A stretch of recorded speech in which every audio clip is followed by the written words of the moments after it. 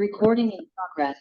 All right, hello, good afternoon, everyone. Welcome back from lunch. My name is Arne Burns, and I will be hosting our virtual sessions for this year's Illinois Environmental Health Association Conference. So next up for our guest speakers today, we have Alicia Love with Montana Department of Livestock, and they will be talking to us today about conflict de-escalation. So Alicia, I'm going to go ahead and turn it over to you. All right, awesome. Thank you so much and welcome everybody. This is a training that I've developed with my staff and it's kind of expanded from there. So I hope that this is beneficial to you and that you enjoy this. So as public health officials, the contentious nature of the work that we do became very front and center during the pandemic. The headlines that are appearing on the screen are likely pretty familiar to most people if you've been in public health for a while. Research, unfortunately, has found that the nature of our work and our professions have become just more volatile when interacting with the public. And when I first started seeing these headlines emerge, I was like, this is science. The work that we do is based on scientific research and kind of that public good overall. It shouldn't be political, but it is political. And even with a pandemic that has been designated as being over, we still are seeing the residual effects of COVID in the public health sector. So since 2017, nearly half of public health officials have left their jobs. And while the pay and the workload was cited as part of the reasoning for that, many people in these surveys indicated that they experienced at least one symptom of PTSD. With the way that job trends are going, it is forecasted that up to 100,000 people could leave government public health jobs by 2025. So we're seeing a society that looks at public health differently. We're seeing our opinions of our profession differently. So what do?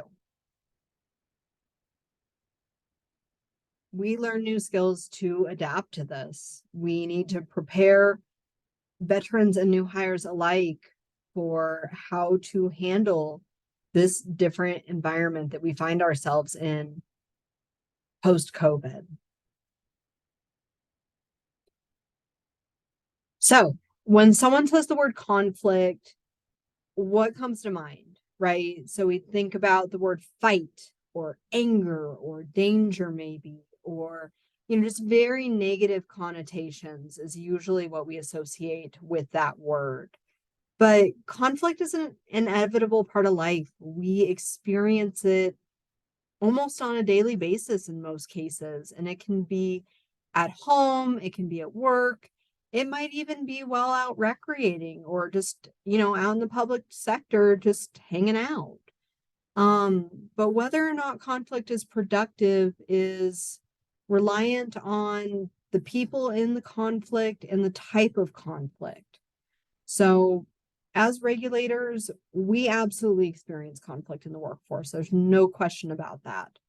We have to uphold regulations, and the public entities that we're dealing with have to find ways to follow what's needed while balancing their capabilities, wants, and needs. So everyone here has heard of the fight or flight response. Many of us, most of us probably have experienced. This term was coined in the 1920s by W. Buchanan as a way to describe these learned and innate biological responses when we're faced with a threat or a perceived threat. And this adaptation was really helpful back in more primitive times. But in modern day society, we're not dealing with actual life or death scenarios, right? Like we're not running or fighting the tiger. We're dealing with things like having a disagreement with a coworker about leave requests. So unfortunately, our bodies never really relearned how to respond to these heightened interactions that aren't necessarily going to result in some type of physical altercation. So when we go into the fight response, you're going to have that kind of that rushed heart feeling. You might start sweating. And in this response, you're going to be dealing with, maybe that desire to kick or hit something, or you're going to yell, or you're going to use language that is somewhat inviting that conflict to occur. So it's not a useful adaptation. Unfortunately, the flight response is also not helpful. So, in the flight situation, we're going to leave that situation permanently. We're not going to talk to that person again. We're not going to go back to that issue. Maybe you talk to other people about it, but you never get to that point where you're actually working to get through what caused your conflict. Another response that your body may experience when dealing with a perceived threat is the freeze response. And in biological terms, we call this tonic immobility. So this response behaves a little differently than fight or flight. In this case, your heart rate would actually decrease versus increasing.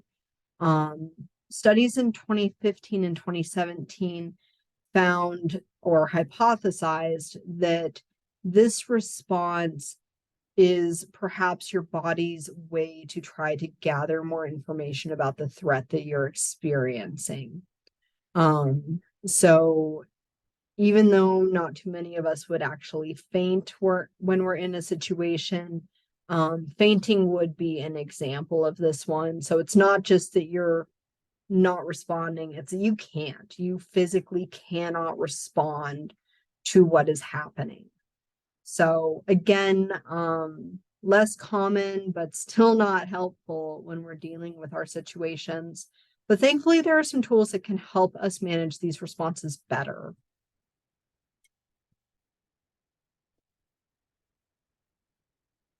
So the first tool that we need to be aware of is emotional intelligence. So emotional intelligence is the ability to perceive, control, and evaluate your emotions. The first piece of this is being able to accurately describe and identify your own emotions. Am I angry right now? Am I scared? Am I stressed out? What is going on with me? Can I put words to that? And you're aware of how these emotional responses are going to impact those around you. The next piece of this is going to be self-regulation. So even if I'm mad, do I have an appropriate response? Even if I'm scared, is my response where it's supposed to be? And that means that you're not making verbal attacks, you're not making rash emotional decisions, and you're not compromising your values in the moment. Motivation is pretty self-explanatory, so that's aiming to do better, right? So you have a negative interaction with someone and you're able to recognize that you need to do better next time and you call yourself out on it. Empathy is really big. Emotional intelligence, being able to look at someone's situation and say, they might be scared right now because of this, or they might be angry right now because of that. And then social skills is just being able to communicate what's going on with you in a productive way. So emotionally intelligent people are super easy to identify. They accept criticism and take responsibility for their actions. They're not the kind of person that you wonder about where you stand with them. Like, if they're upset about something and they can tell you in an appropriate way. They don't hold grudges. So these people tend to be ones that you feel comfortable around and you feel like you can be transparent with them about where you're at. Oftentimes people will mistake high emotional intelligence with people pleasers or pushovers. And that's not true. People with true emotional intelligence are able to communicate their boundaries in a way that doesn't damage the relationship, but still allows them to self-advocate for what they need. So, hey, um, I need to take off early on Friday because my kids got ballet practice or whatever. Could you cover me? I'm really sorry, I can't. Unfortunately, I also have a family obligation. Hope your kid enjoys ballet. If you need help in the future, just let me know. Sorry, I can't help you this time. That's emotional intelligence. So if you're compromising your values to make someone happy and you're compromising your needs to accommodate someone, that's not emotional intelligence. Next up is our circle of control. So when you start thinking about things that bother you, there's a lot of it that we don't have any control over. So this outer ring is going to be the circle of no concern. So this can be something like traffic or the Monday night football game that you were watching that didn't go how you hoped, or I don't know, construction's a big one. I'm kind of frustrated right now that there's a movie that I would like to see, but my movie theater isn't showing it. I can worry about that, but I can't do much about it, right? So the next one is going to be our circle of influence. That is your actions, how you behave around people. You can't directly control the outcome in this circle, but you influence it. So the example that I really like to give for this one is maybe there's someone at work that I want to be friends with. And so I make a point of stopping by their office in the morning and asking how the weekend was and asking if the football game went the way they hoped. And maybe I would go further and say, hey, our Friday night art walk is happening in town this weekend. Would you want to go with me? And one of two things is going to happen. The first one is that the person is going to say, yeah, Alicia's kind of nice. I wouldn't mind doing an art walk with her, or maybe art's not my thing, but maybe we could go grab coffee or something. Or the other way this is going to go is they're going to say, Alicia's really weird. I don't know why she keeps talking to me. I don't want to have anything to do with her. And I don't get to control that, but how I interact with that person might influence those things. So the true circle of control is your thoughts, your words, your actions, your work ethic, your mood. Those are the things that we can control. So getting back to confrontation, oftentimes when a conflict is starting, we don't immediately recognize that a situation is escalating. You get that gut feeling that something isn't right, but maybe you don't consciously recognize the signs that are unfolding. So these responses are controlled by a region of the brain that are called your amygdala.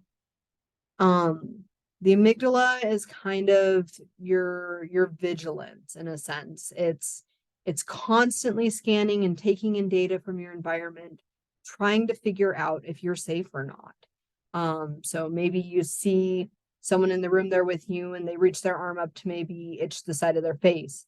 Your amygdala might focus on that a little bit longer and say, hey, that person's bringing their arm up and they're kind of close to me. Are they getting ready to punch me? No, okay, they're just itching their face. We're good. But the amygdala is kind of that siren of, okay, something's happening. So if the amygdala sees something as a potential threat that maybe you consciously haven't recognized yet, it's going to start releasing a whole bunch of hormones, those stress hormones, and then the autonomic nervous system is going to activate. So that's going to result in your pupils getting dilated. Your skin is going to maybe be pale or flushed. You might start trembling and you have just a very rapid heartbeat in that kind of rapid breathing. So that's kind of the driver of those responses that we talked about earlier.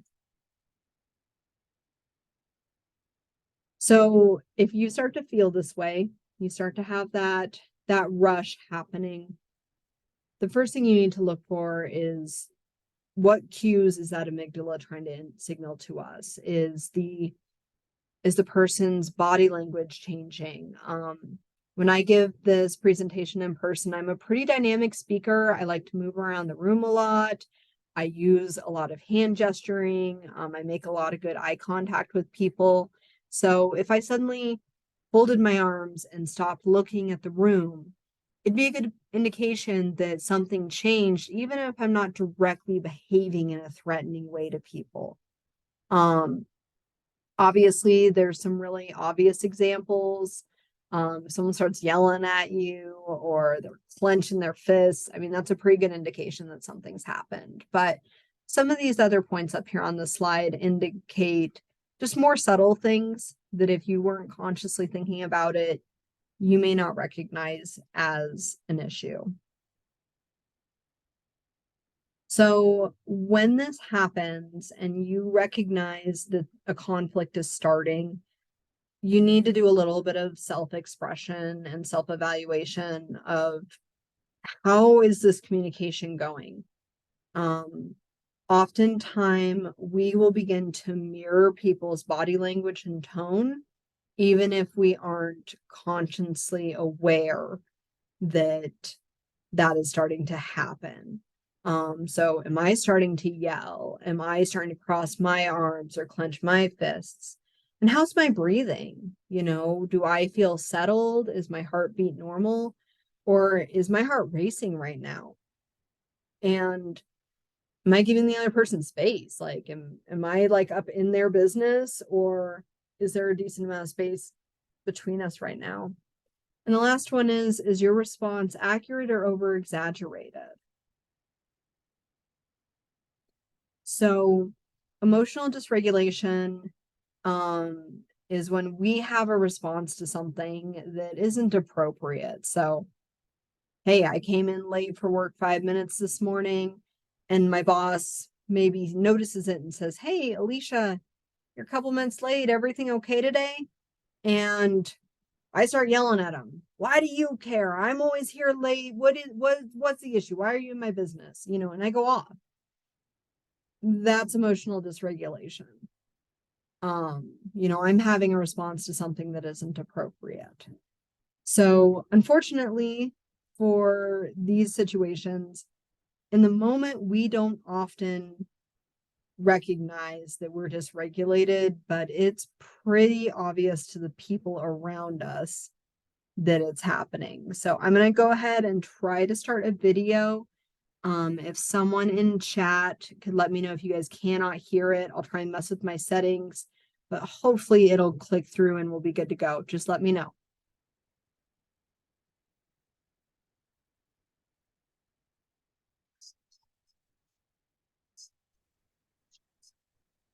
I don't hear it playing. You probably need to go ahead and select share your computer sound.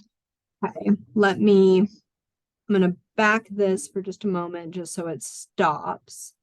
Okay. And let me mess with my settings for just a second. I was hoping it would not do this to us, so I apologize, folks. Okay, so we're going to get into, where's my sound settings? Let's get over here. Yeah. And then we need to go over to maybe microphone array. Let's try microphone array and see what that does. All right, I'm going to try one. Sorry. On your toolbar for where you're sharing your screen, there is, once you click on it and it shows all the functions, there should be 3 dots on the right-hand side. When you click those 3 dots, there should be a list of options that that you select share sound for your computer, and then it should pull up. Okay, I've got it. We're going to try this one more time. Thanks for bearing with me, folks.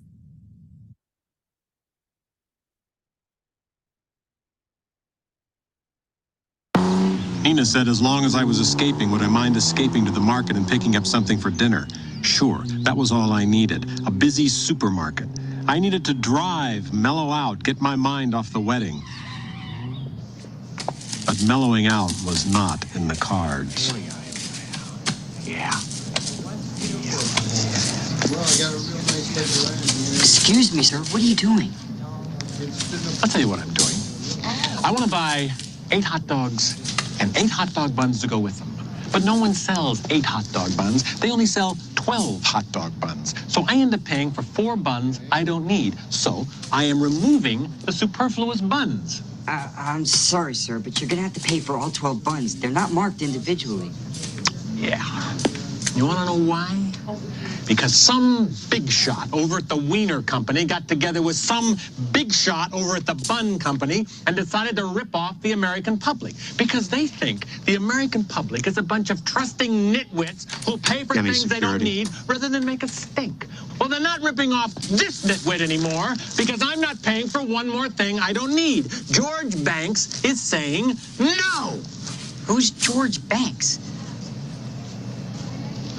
Me! Why don't we just calm down now, sir? I'll tell you why we don't calm down. Because you're not excited. It takes 2 people for a we to calm down, doesn't it? That I don't know, sir. I'm just the assistant manager of a supermarket. But I'll tell you this. If you don't pipe down and pay for those buns, I'm going to call the police. Oh, right. Yeah, yeah, right. That's right. Hey, right. Hey, come here. Come here. Come here.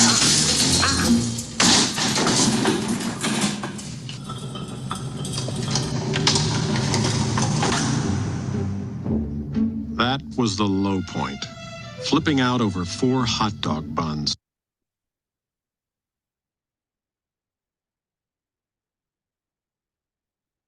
Okay, so in the case of this video, it took, going to jail over some hot dog buns for Steve Banks to realize that he was really emotionally dysregulated.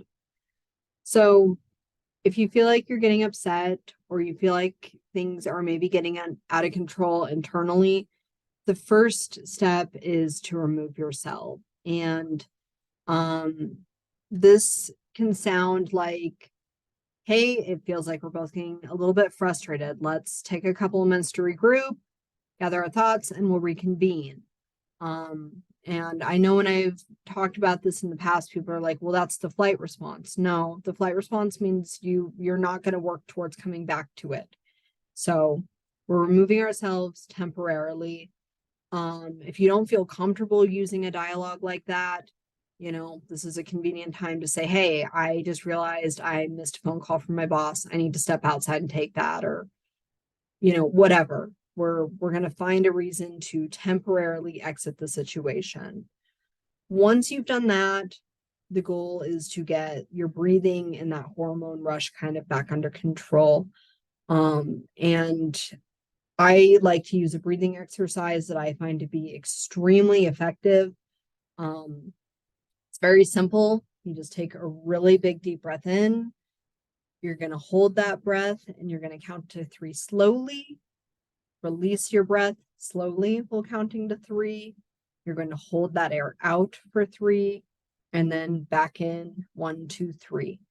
And while you're doing this, you're just going to think about that counting. So you're not going to think about the argument. You're not going to think about what's going on. You're just really focusing on that counting to 3 and that nice, slow, measured breathing. And I have found that in even really rough situations, I can get my breathing back under control and get my heart rate back under control pretty fast with this method. It does take some practice, especially not allowing other thoughts to kind of come in while you're working on that.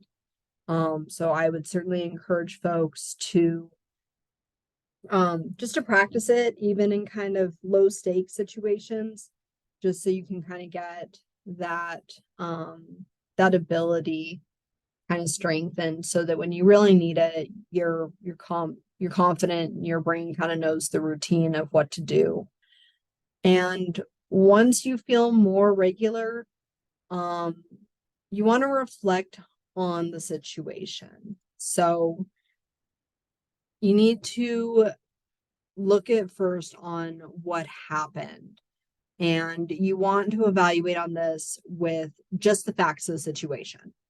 So, in the case of Mr. Banks, we would maybe say, okay, Mr. Banks didn't want to buy more hot dog buns than he needed, and the store did not want him to be ripping open packages of buns. So that's it. That's kind of the baseline. This is what happened.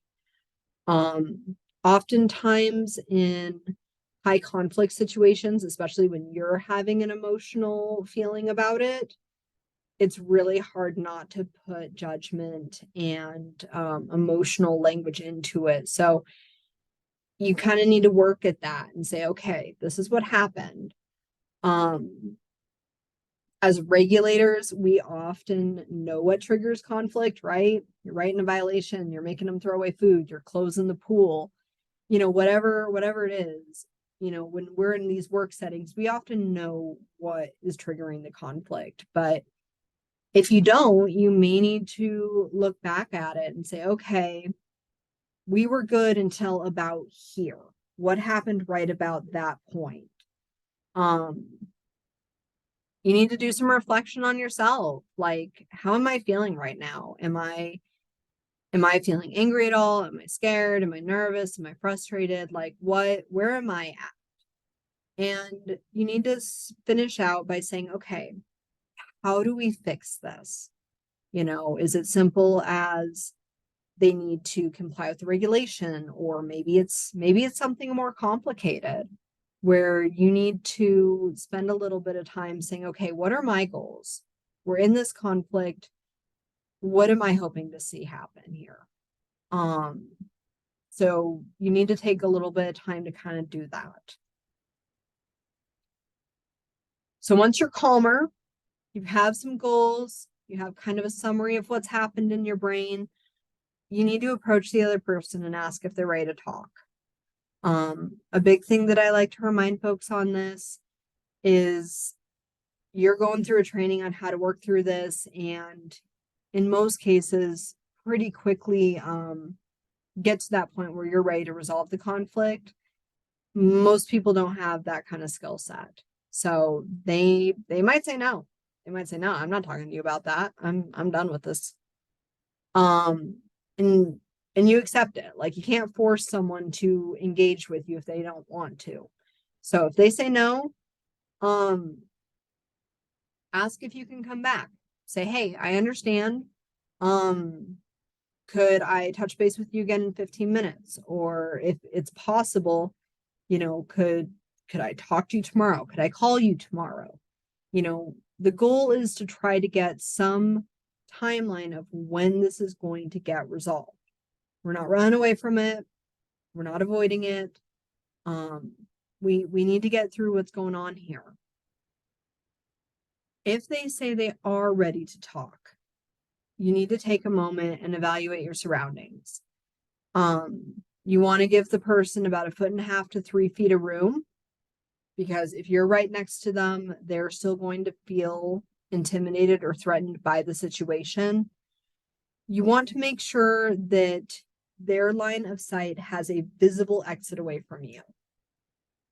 Even if we're not trying to trap someone in a room, because let's face it, we're not trying to trap someone into a room when we're talking to them. But if you are blocking the entrance to the way out of the conversation, that amygdala is going to say, you're trapped. You can't get out of here. And instead of working through what you need to get done, the amygdala is just going to be firing off on that. That's all that's going to be keeping going there. So be mindful of your space. Be aware of potential things that could be a threat to you. The training, when I originally did this training, it's for my meat plant inspectors. There's a lot of weapons involved in those plants. We've got firearms, saws, knives, all kinds of stuff. I kind of jokingly, but also seriously tell my staff, don't pick the room with a bunch of knives in it to try and do this. That's not safe. And you also want to make sure that you are not picking a place where there's an audience, right? So If you're in a setting where other staff are around or where maybe the public is overhearing it, that makes people feel like kind of watched, maybe judged. So that can be very distracting for the conversation as well. So those are just some things to think about avoiding. You want to make sure in this interaction that you are the calm presence. Keep your voice low, neutral, and slow. Keep your eye contact at the same level. So if they are sitting down through this, you should also sit down. If they are standing, you should stand, because otherwise you have a power imbalance. Someone is looking up at someone is looking down at someone. And that's, again, going to kind of keep that amygdala triggered on what's happening between you two. You want to make sure that if you are standing, you don't want to be standing like directly at them. So kind of a toe to toe, if you were to visualize it. You want to be facing them, but be off at an angle just a little bit. So your body language expresses that you're engaged in the conversation without trying to be a threat in the conversation. Ideally, you would want your hands to kind of be out kind of open at your sides with your palms kind of facing towards them. Obviously, don't be crossing your arms or having your hands shoved in your pockets. That's some pretty strong body language that you're not comfortable or you're intimidated by the situation.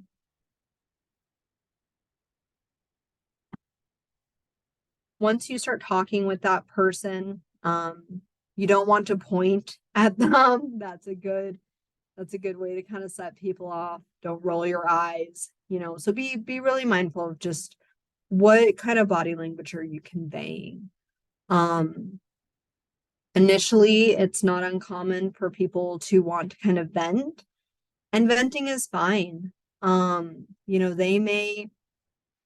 They may be expressing the frustration with the situation, and that's all valid. I always tell people that I put parameters on having that vent session. Threats, profanity, yelling, that's not part of venting. So, but if they're just saying, hey, I'm frustrated that I'm shut down, I'm frustrated that you're closing my pool, I'm frustrated that you're making me do this. Yeah, I get it. I'm with you. I understand why that's frustrating for you. And then it's at that point where it's like, yeah, if I was in your shoes, I wouldn't be happy either. So what do we need to do to resolve this? And as regulators, that might be, I need to throw away this bad food. I need to add more chlorine to my pool. I need to clean equipment that we're planning on using. But then you can come at it from a mutual goal perspective. Something else to keep in mind is when you ask for solutions, accept that silence. They may need a moment to think about what's going on, and that's okay. They may also say, hey, I need to talk to someone, or I need to call a repair person, and I don't know yet. And that's okay too. But if they do need time to figure it out, again, try to get us to commit back to that time. If I call you tomorrow, do you think you'll know? Or when do you think you might have an answer? And then follow through with it so we can get to that resolution point.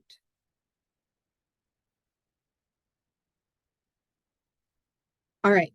So there are times when conflict de-escalation is not the answer.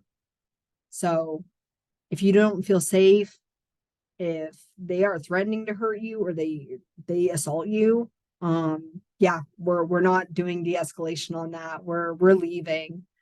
Something that I point out for my staff in Montana is that the definition of assault in Montana is not, the threshold isn't as high as people think it is. When you hear the word assault, you think like being shoved or punched. In Montana, it's one finger on you that you do not want touching you. That's it. It's a very, very low threshold. So that's something to keep in mind in these situations. And if the person isn't responding to de-escalation, there are points when you may just not be able to do this, especially in a work setting. So don't feel like every single situation that you find yourself in, that you would have to try to go through this. There are times when the answer is it's time to leave. It's time to value your safety first. Once we're out of a stressful situation, it can take anywhere from 20 to 60 minutes for us to recover from that stress activation. Remember that at the beginning of this webinar, I stated that most people who work in public health indicate they've had at least one symptom of PTSD. These interactions need to be treated like a wound, no different than cutting your hand. You need to make sure that you're giving yourself appropriate aftercare so that you don't have this buildup of these very high conflict situations that don't get resolved internally. So with my staff, I advise them, if they get into a situation that's really heated, I encourage them to take a break. And that could be maybe calling someone that they trust and, just talking about what happened and how they feel about it. Some folks take on meditating. As funny as this kind of sounds, or weird as this kind of sounds, there's research that indicates that even eating something, sitting down and eating something quietly kind of resets your body to say, look, I'm safe. I'm in a calm enough place that I can eat something. I'm safe right now. That can help as well. I always remind my staff that they have mental health benefits, and they may not need like a therapist that they're talking to for weeks on end after an event, but maybe they just need that one-time touch-in of like, man, this thing happened to me a couple weeks ago and it's still really bothering me. I want to work through this. I really believe in that because, like I said, we're seeing people leave public health and they're citing these interactions as the reason why. So this aftercare, in my mind, is critical. If you're a program manager or an HR person that's attending today, I really, really encourage folks to have a policy on staff safety. I would encourage folks to have something written, in Montana's policy. If you don't feel safe, you need to get to safety. And that maybe means going to your car, or maybe that means going down the road, a couple miles and leaving. We don't engage in altercations. They always need to call the police if that's appropriate. They should let their supervisor know as soon as something happens, especially if they have to leave the establishment. They should write down what happened, have a written account of, well, this person said this, and I perceive that as a threat. And in my bureau's group, we have federal regulations that allow us to close plants if they engage in behavior that is threatening. So I would encourage you to check with your supervisors on kind of what the expectations are here, but these are my recommendations. So we're going to do a couple of exercises just for people to kind of evaluate what we've just talked about. But the summary of this is that conflict is normal. And when conflict is healthy and productive, we might not even call it that. We might not even register it as being that. Professional and respectful conduct is everyone's responsibility. The statement that I make to staff is, if you call me and say, well, he punched me back, then we've got a bigger problem here, because even if we're the regulator, we need to be respectful.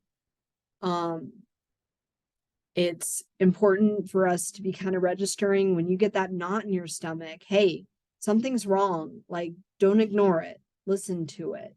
Try to process what's happening in your surroundings that maybe you consciously aren't processing yet. The goal is always to be that calming presence, right? We need to behave as the professional in the room. And in some of the steps that we've talked through, you might not need them. If you close someone down and they're mad about it and you You know that they just need to comply with regulation. You don't need to reflect on it. You know what happened.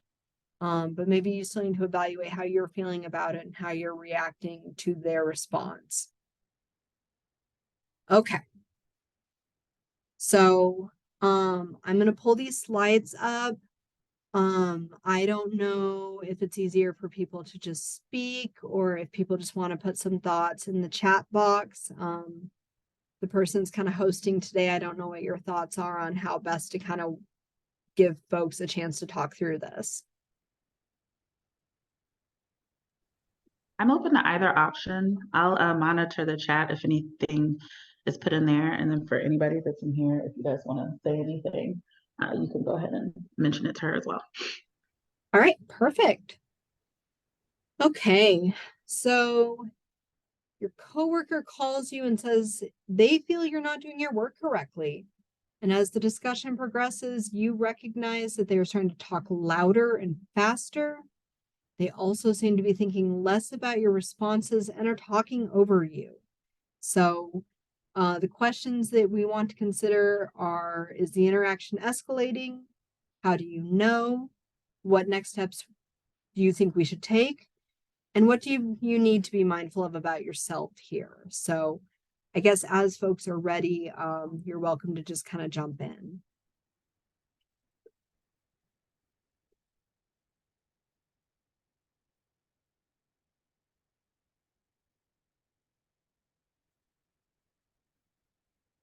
So let's start with the easy one. Is this interaction escalating?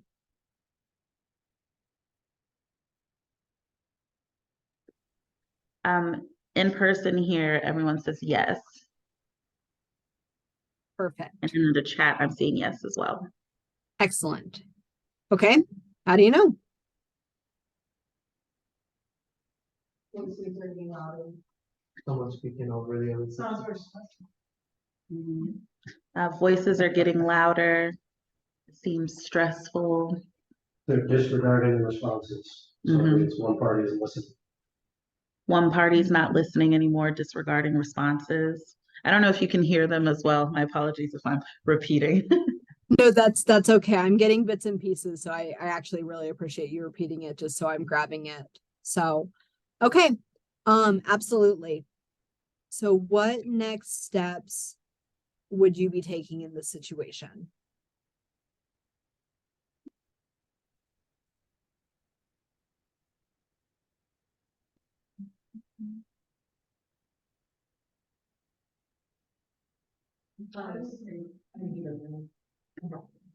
I hear someone said, I need a minute. I would tell the person, we need to sit down and discuss this professionally, pointing fingers at each other, Telling the person that we need to sit down and discuss this professionally without pointing fingers at each other. Okay. Yep. So some other suggestions that I have heard for this one is offering to meet with them at a later time.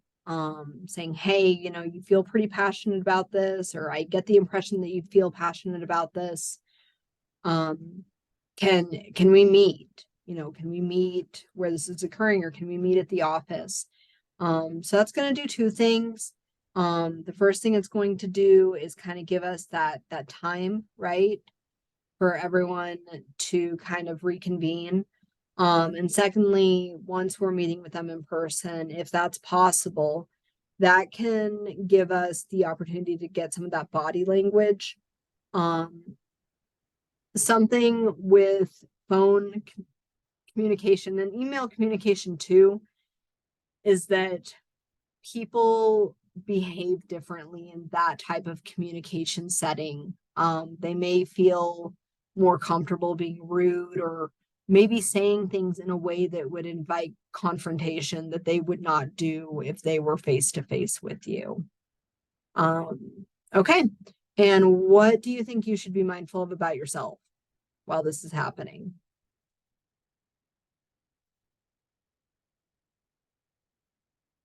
make you feel bad, talk down to you. Staying strong. Don't allow the person to talk down to you. Remain calm. Remaining calm. Yeah, Being logical. Remaining logical. definitely. Definitely. So we want to make sure we don't start mirroring this, right? If they're talking louder and faster, we don't want to start being even louder and talking even faster than they are. Yep. And in the comments there. So we don't want to be defensive.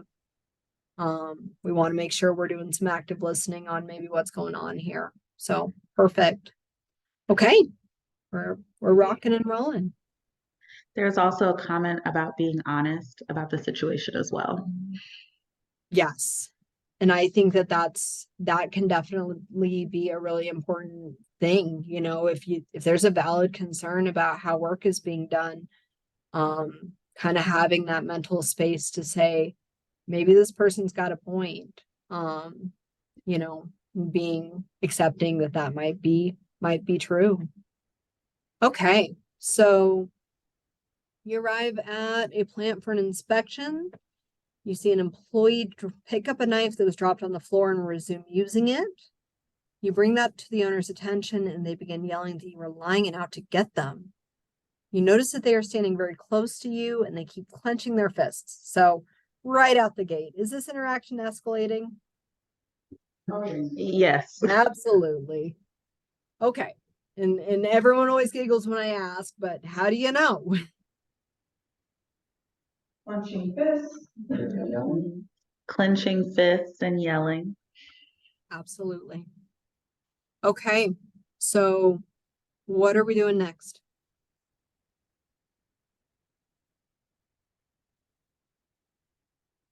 Take a step back. Someone mentions taking a step back. I see also in the chat that someone had said to leave. Yep. So I think taking a step back is a really good starting point here. And one of the times that I've done this training, I had someone give a really nice suggestion of telling them you're taking a step back on purpose so that they don't step with you. Say, hey, I need a little bit of space. I'm going to take a step backwards right now. So Tina, and I need to clean up this slide because I understand the confusion. So the person that you are interacting with does not have the knife. It's you're talking to someone that does not have the knife. But if they did have the knife, I would agree with you 100%. So Okay. I'll clarify that really quick. So this person is not holding the knife. So Well, who was clenching their fists though? Was it the person with the knife or was it the manager? the manager. Okay. Yep. I need to clean up my descriptive language a little bit on this one. That confusion's happened before. Okay. So they don't have a knife, but they are definitely clenching their fists at you and saying that you're out to get them. How many of us have been in a regulatory capacity and said that you're out to get them and you're just out to close them? We've all kind of been there. All the time. So what do we do next? So we've taken that big step back. You've got a manager saying that you're out to get them. So what do we need to do here? How do we get this back down to ground level?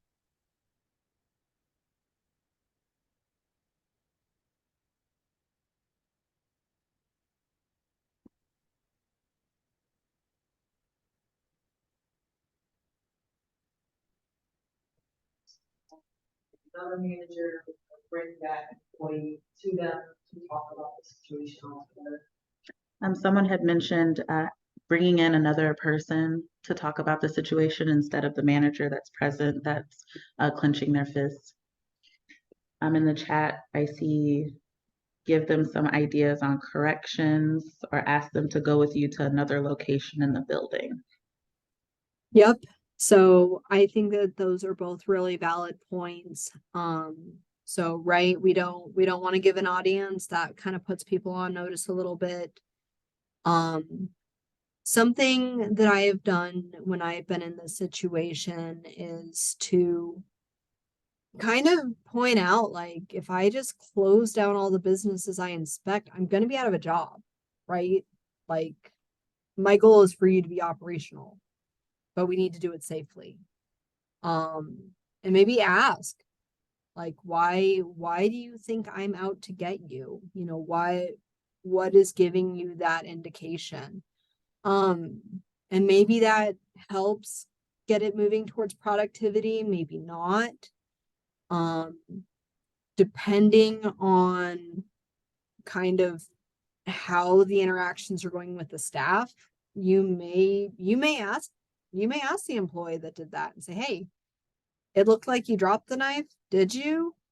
You know, I mean, if they didn't, obviously that's going to create another issue. But if you have some familiarity with this establishment and you think they would be honest, that could help. What do we want to be mindful of about ourselves as we're dealing with this?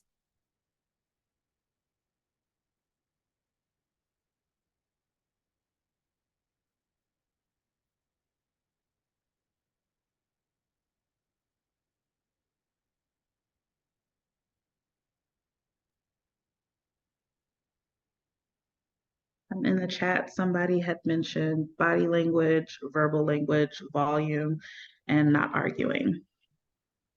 Absolutely. Any other thoughts? Maybe not to be overly defensive. Not being overly defensive, because that could only flare up the situation. Definitely. Same time, I- be ready for danger at the same time. But also being prepared for danger at the same time. Yep. Safety. I think situational awareness is really important here. And I like the comment in the chat, like, we're here to educate. We want to help. And you know, that is the goal. You know, every time I'm out in a plant and something's going on, it's like, look, I know that you want to have a quality product. I know that you don't want to get your customers sick. You know, I know you want to do this well. You know, I'm trying to help. I'm trying to help you meet that goal. All right. Okay. So you find that there's a deli slicer not clean during an inspection. You bring it to the attention of the manager. He rolls his eyes and walks away. A few minutes later, an employee comes over and starts cleaning the slicer. Later on, you see a different employee not wash their hands correctly. You find the same manager, and while you're explaining the situation, he keeps his hands on his hips and you notice he's tapping his foot impatiently. After you finish speaking, he asks if you're done. You say yes, and he walks off again. So, are we escalating here?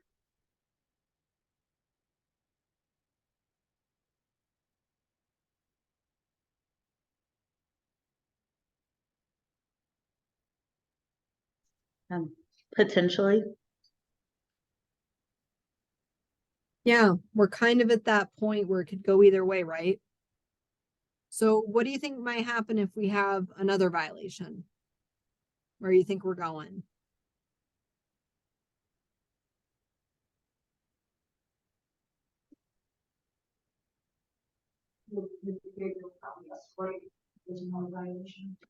The behavior could potentially escalate if there's another violation. Yep, definitely. So, what are we doing next here? What would you do if this is what you were dealing with?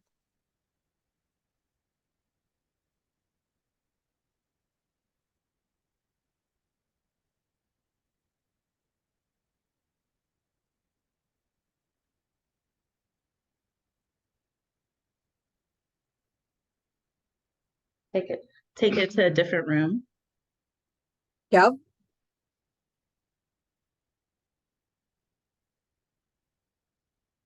Ignore it. Just ignore it. Just, you have a violation, this is a, Mhm. you can have all kinds of, tantrums that you want, but still have a violation. Just ignore it, letting them know that it is a violation. I also see in the chat would ask if the person's having a bad day.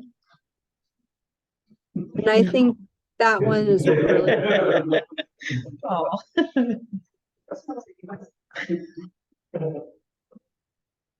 I think that there is a lot of benefit to considering that.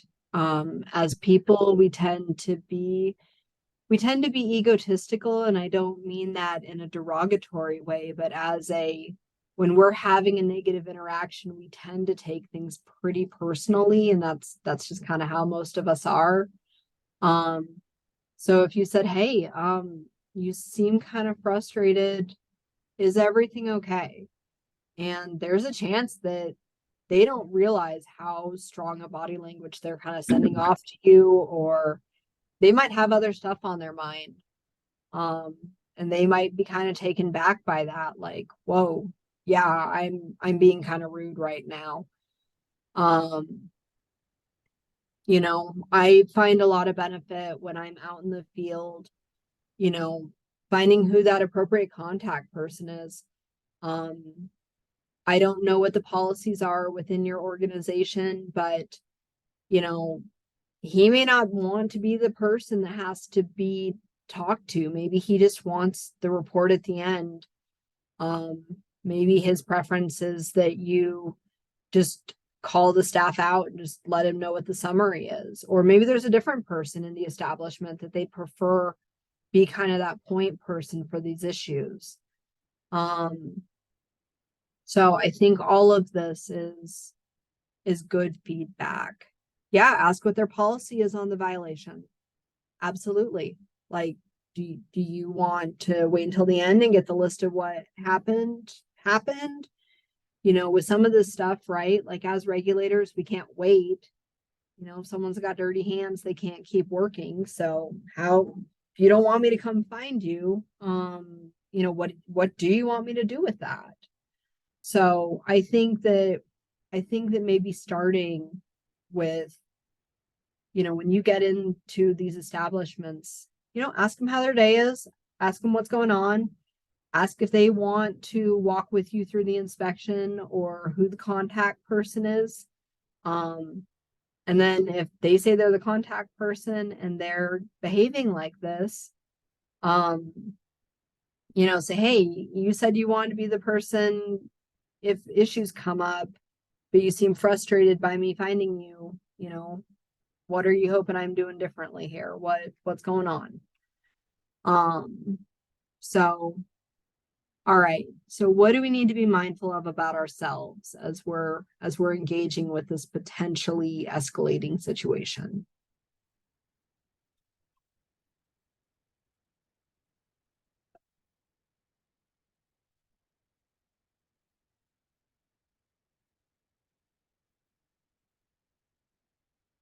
Yep. Body language and tone of voice, right?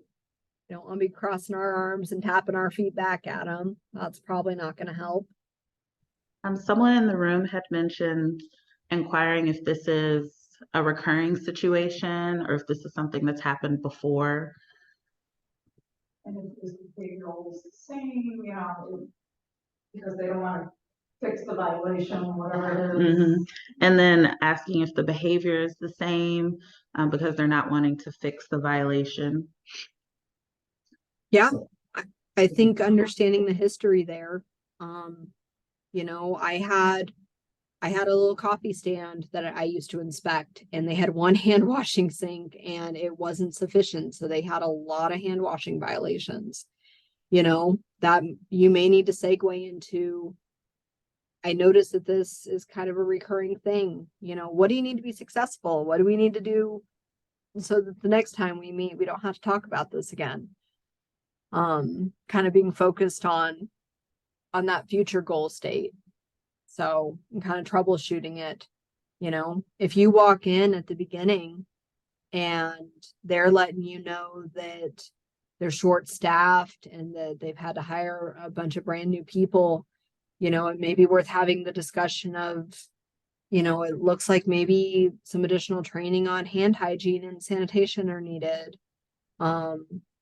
Just kind of being there again. We're there to help. I'm letting you know kind of what I'm seeing that could be a risk to safety. All right, last one. I've learned. Sorry, there was one quick comment about the previous scenario. Sure.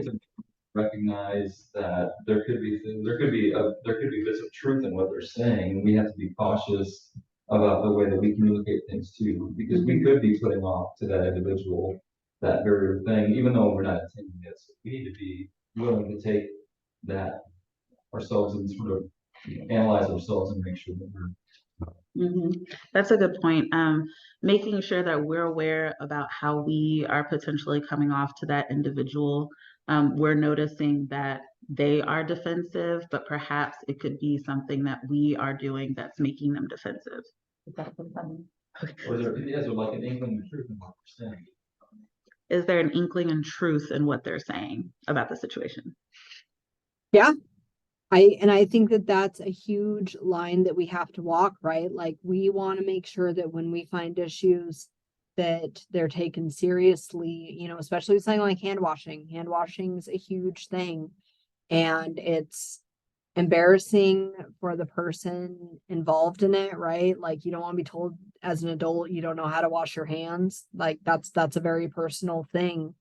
So how are we sharing those findings with folks? How are we starting that conversation with people? And are we setting up the scenario for them to feel defensive of it? So I think that's a great point. Thank you. All right, so last one. We know that Mr. Banks was having a hard moment there, but what could the clerk or the manager have done differently to diffuse what happened there?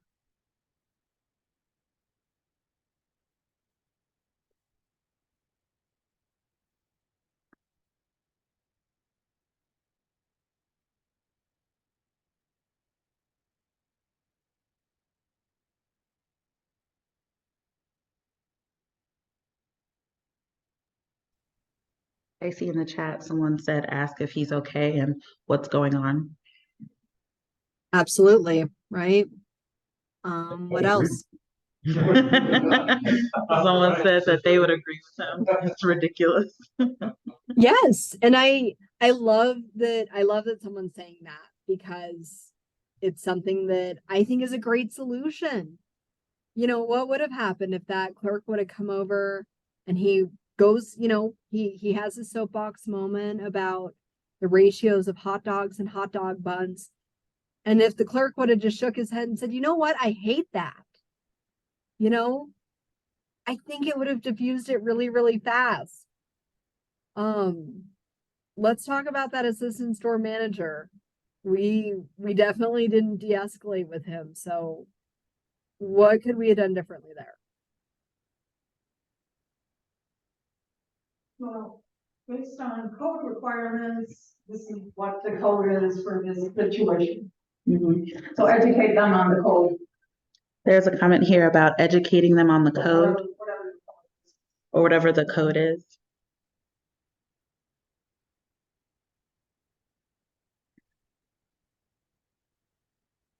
Do you think that him announcing his status helped that situation?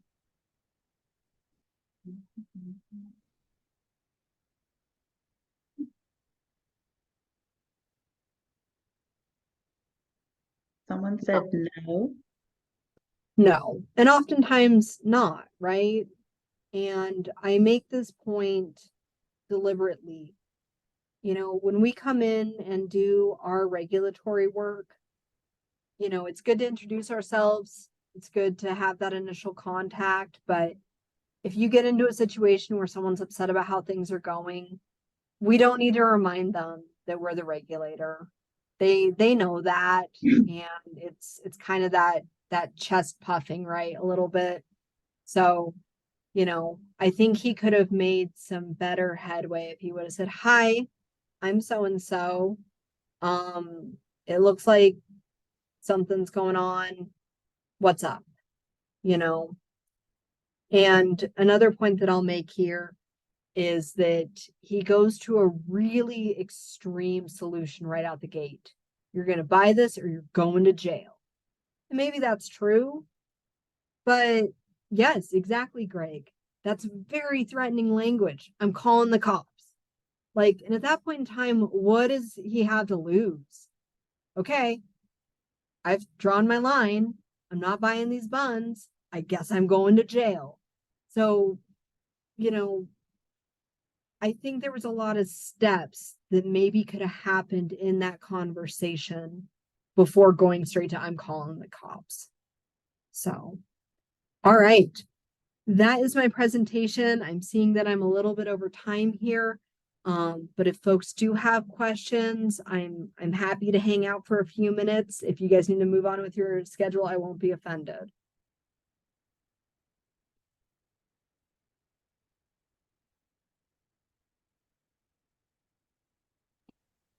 I don't have any questions on this side, but I do want to say thank you so much, Alicia, for your presentation. Thank you. Thank you.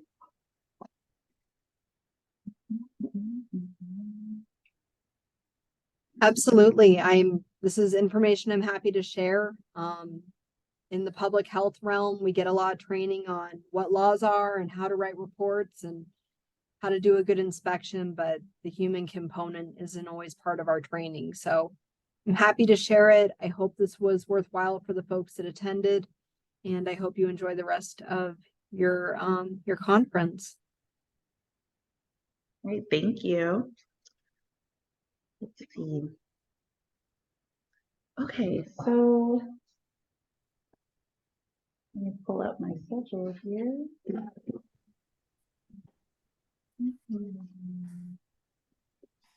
Great, I'm looking for Tim. Is Tim present? I am. Okay, awesome. And then can you just let me know how to announce your last name? Brecky. Recky, okay, awesome, thank you. Okay. Let me try and share.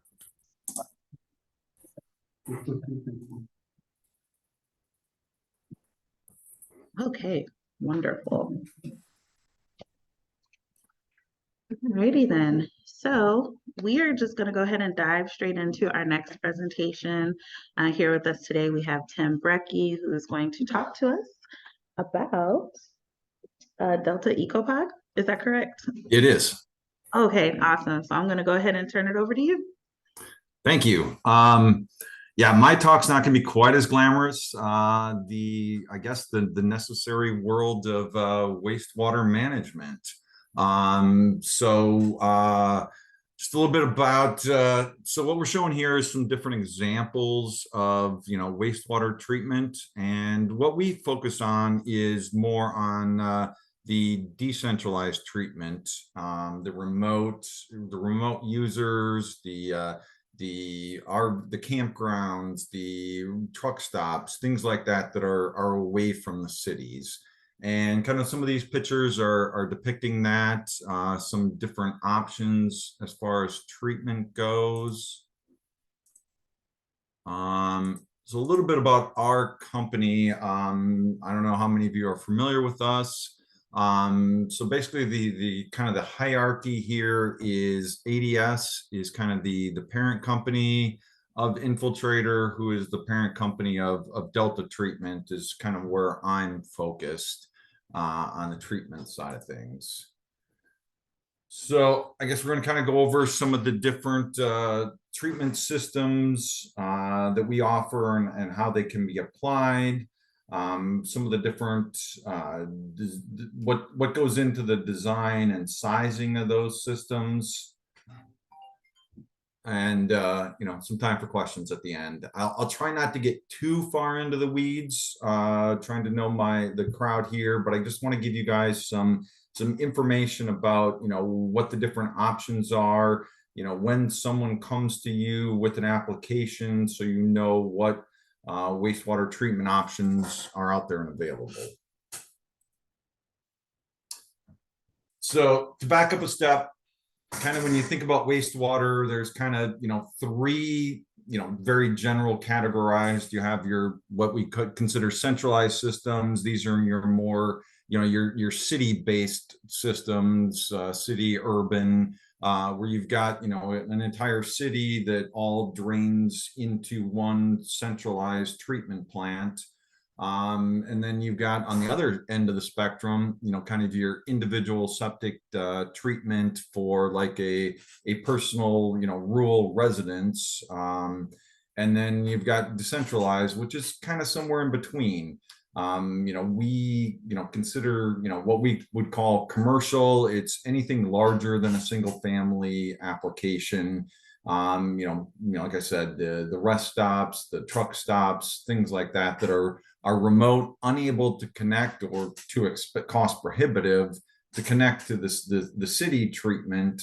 But yet they need to be able to have that on-site treatment, either to meet regulations. That's usually the driver in our world is, being able to meet the regulations that the state imposes on the treatment, to protect the environment and health. So here I'm just going to kind of go over some of the treatment options. So here's kind of generally the flow ranges that we're talking about for these applications and some examples. So we kind of break them up into, small, medium, and large, and some examples of some small, rest stops, strip malls, restaurants. Restaurants are always kind of a tricky one because, some of the fats, oils, and greases that they're producing isn't good for any treatment plant, especially in the colder climates. A little bit better because you can have a grease trap up front that needs to be properly maintained. But grease can be an issue for any wastewater treatment plant and pipes, and it's definitely something you want to look at and have separate treatment for that. Different types of restaurants create different kinds of waste. Like you would think like a deli who's just doing sandwiches would have, relatively low strength waste, but if they're baking their own bread, some of those we've seen where they have very high waste strengths. Schools are a good one that are remote. Parks, some of the remote churches need their own treatment. Lodges or hotels, campgrounds are a big one that we've kind of specialized in lately. The truck stops, the gas stations. You'll see a lot of those that have, the beverage dispensers or the coffee pots that they're, they claim to have, fresh coffee every hour. So what does that mean? Well, that means they're dumping down the drain that old coffee. And coffee's actually pretty high strength waste. You wouldn't think it, but all these things need to be factored into the designs. Some of the other ones like casinos, event spaces like arenas, they may have high flows, but just for a short period of time. And then you have to find a way to mitigate that out. Most treatment plants in a perfect world would like a nice even flow 24/7. But there's ways we can handle that. Small towns or like a new development that's coming on the edge of town, it's still going to need its treatment. Maybe the city's at capacity and it's cheaper for the developer to put in a small plant for that new development versus having, the multi-million-dollar expansion of the city plant. So there's different applications, where this would fall into. So just trying to give you kind of a broad range of where these type of decentralized treatment can be applied.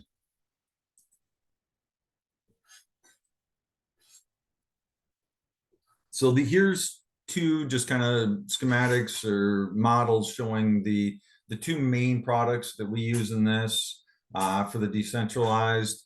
So we've got the traditional package treatment plants where you've got different cells in this traditionally a steel tank. It can be concrete, but where the different treatment is occurring. This other one is this what we call an ecopod. It's a fixed bed bioreactor, is kind of what that an acronym is for, where most all the treatment is done in this middle cell. We'll bring in the water, do like a primary clarification step, and then treat it in here. and then this is where it's then the clean water is discharged out. So relatively small footprint. A lot of these can be buried, so that way you don't see a big ugly tank. You can just put grass over the top of it with access points for any equipment that may need to be maintained. But this is a very popular choice for a lot of these applications. It's very good at handling variations in flows and loads. I wanted to show some examples of some photos of these. Anybody got any questions? Oh, I see some chat comments.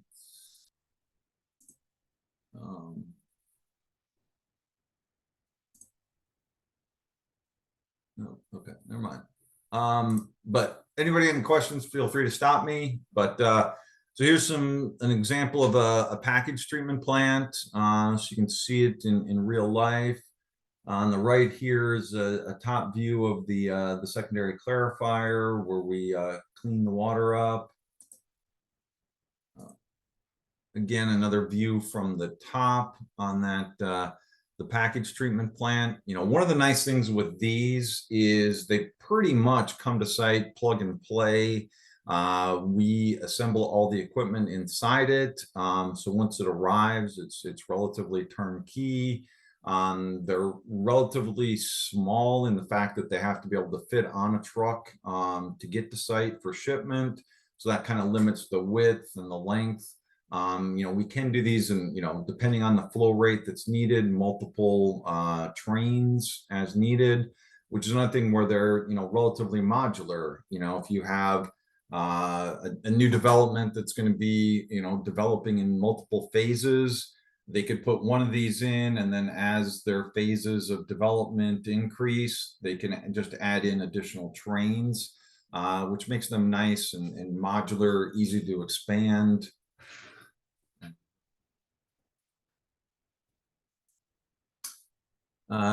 Here's another example, just different coatings on the outside of the tank.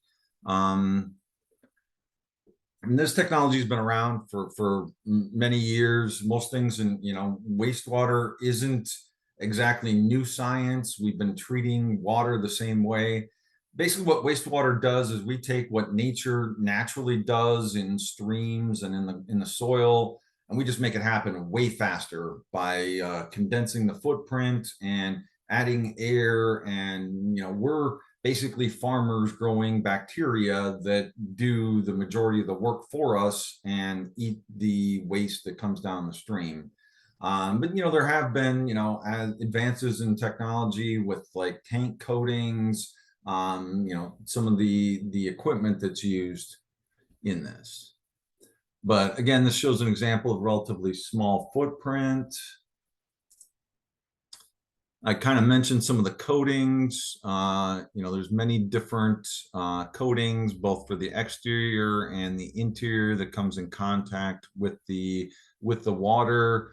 We can paint these basically in any color that you want to try and make them more aesthetically pleasing to the neighbors. So again, showing we have, you know, many different color options that are available. So we're able to coat these tanks, you know, with a high quality coating. You know, typically there's, you know, with most capital equipment like this, it's about a 20-year life.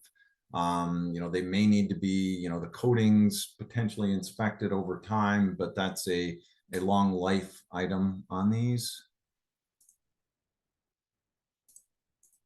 So looking at the package plant here, this just kind of shows you the different zones that are in this unit. Starting with the primary tank, you know, to let the large sellable solids drop out, let the floatables come to the surface, so that way they don't need to be treated. The main workhorse of this is the aeration zone, where we're using mechanical blowers to take atmospheric air, pump it down into the liquid to provide oxygen, so that way the bacteria can eat the the waste that's coming in and basically, take the bad stuff out of the water. This clarification zone here towards the end, that's where we do our solids liquid separation. We allow the solids to settle to the bottom, and the clean liquid comes off the surface. And then depending on where it's going, typically there's some sort of disinfection needed at the end. UV or chlorine are probably the most common types of disinfection. So that can be just added in on the end there. So like I was talking about, variable flow depending on the application. A lot of times having some sort of equalization volume built into it. So like schools that only see flow 8 hours of the day while people are there, we're able to, equalize that flow out and kind of meter it into the treatment over the complete day. So that way we're not, overloading and then starving the bugs that are in our system. Depending, we can add tertiary treatment like filtration. Just kind of depends on where we're discharging this and what the local regulations are. So again, this is kind of looking at a flow schematic of that system, and a general layout drawing. All the tanks that I had shown on that previous picture kind of are shown here, where we're coming into the flow would come in here through a screen of some sort into this primary flow EQ tank, into the aeration zone, to the clarifiers. And then typically we're gonna have some sort of solids holding to be able to hold the additional bacteria that's created in there. And then the disinfection. So, again, there's different processes that we can go through, different flows. I won't go into all the differences there, but it kind of just, I'm trying to show that there's different ways we can configure the different unit processes depending on how clean of water that needs to be produced, depending on the application. So there's, 2-stage, 3-stage, 4-stage, just different zones we'll put in, different equipment that's needed to be able to meet the effluent of the site, to meet the regulations of the site, as well as, to optimize the equipment. So here's another example, kind of going through that, where we've now added a couple additional steps. This is to meet a much lower a total nitrogen and a total phosphorus limit. So again, I won't go into this too deeply, but just showing that we're able to, probably the most common is more like just having carbonaceous removal and solids removal, but we can get into nutrient removal as well. Effluent DO, typically if the effluent's going into a stream, we want to preserve and keep the fish that are happy in that stream.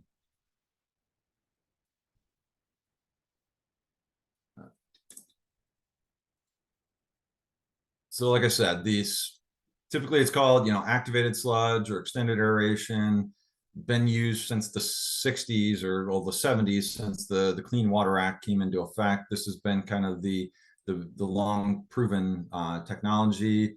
Most all the designs in Illinois, it's one of the what we call the 10 state standards of the basically the Great Lakes region, that kind of dictates how the equipment is designed. It's what we'll use as a basis on a lot of this equipment sizing. Like I said, minimal installation because most of these units come basically assembled. The installer would just need to plumb water in and out and add power, and it's pretty much plug and play. You can change the layout, configurations, whatever is needed to fit on site. So that's very versatile and adaptive of it. So now I've talked about the package a little bit. Now I'll kind of focus on the EcoPod. you'll see a kind of similar layout, but it's a little more condensed version of what we had in the other configuration. We'll come in with this primary tank, some call it a trash tank, where we'll allow the influent to come in here. Anything big that's tree branches or anything large that's come down will settle on the bottom. Any of the floatables or the scum will come up on the surface, and we'll discharge through these screens, basically subsurface coming into these reactors. The influent comes on the top here. These are a distribution manifold that allows the water to flow over this, what we call media.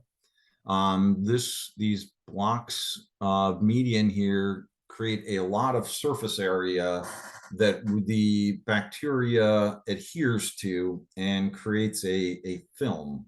So that's what we call it, a fixed film process. So we have that the bacteria is housed on that media, creates this film, and then when we send the waste over it, the bacteria will eat the waste as it flows past it. Now we're adding air underneath it to create that aerobic environment, so that way that the bugs stay happy and are able to eat the waste, and then all the solids settle around it underneath it, and then the clean water comes out through this end. So very compact footprint, very space saving. This is shown in a covered tank. That cover can be either at grade, these can be above grade, or completely buried, however the site wants it. So again, this kind of shows what I was describing with that influent primary, allowing the influent to come in here, letting the big stuff settle to the bottom, come out. The waste comes in here. You've got a air going concurrently to the flow coming through it, and then we're allowing the larger particles to settle out here on the bottom, and the clean water to go out here through D. So we're also showing, typically there's a small control panel that controls all the mechanical equipment, and then you're going to have a small blower, typically on the surface, that's providing those air to that media. So here's an example of those blocks that I mentioned. As you can see, there's a lot of surface area in here, and they are pretty wide spacing. What that means is you're not going to have plugging that occurs in between those. You'll only have a film on there that's a few millimeters of thickness. If it gets much thicker than that, it'll just naturally slough off and fall to the bottom. So it's kind of a self-regulating media.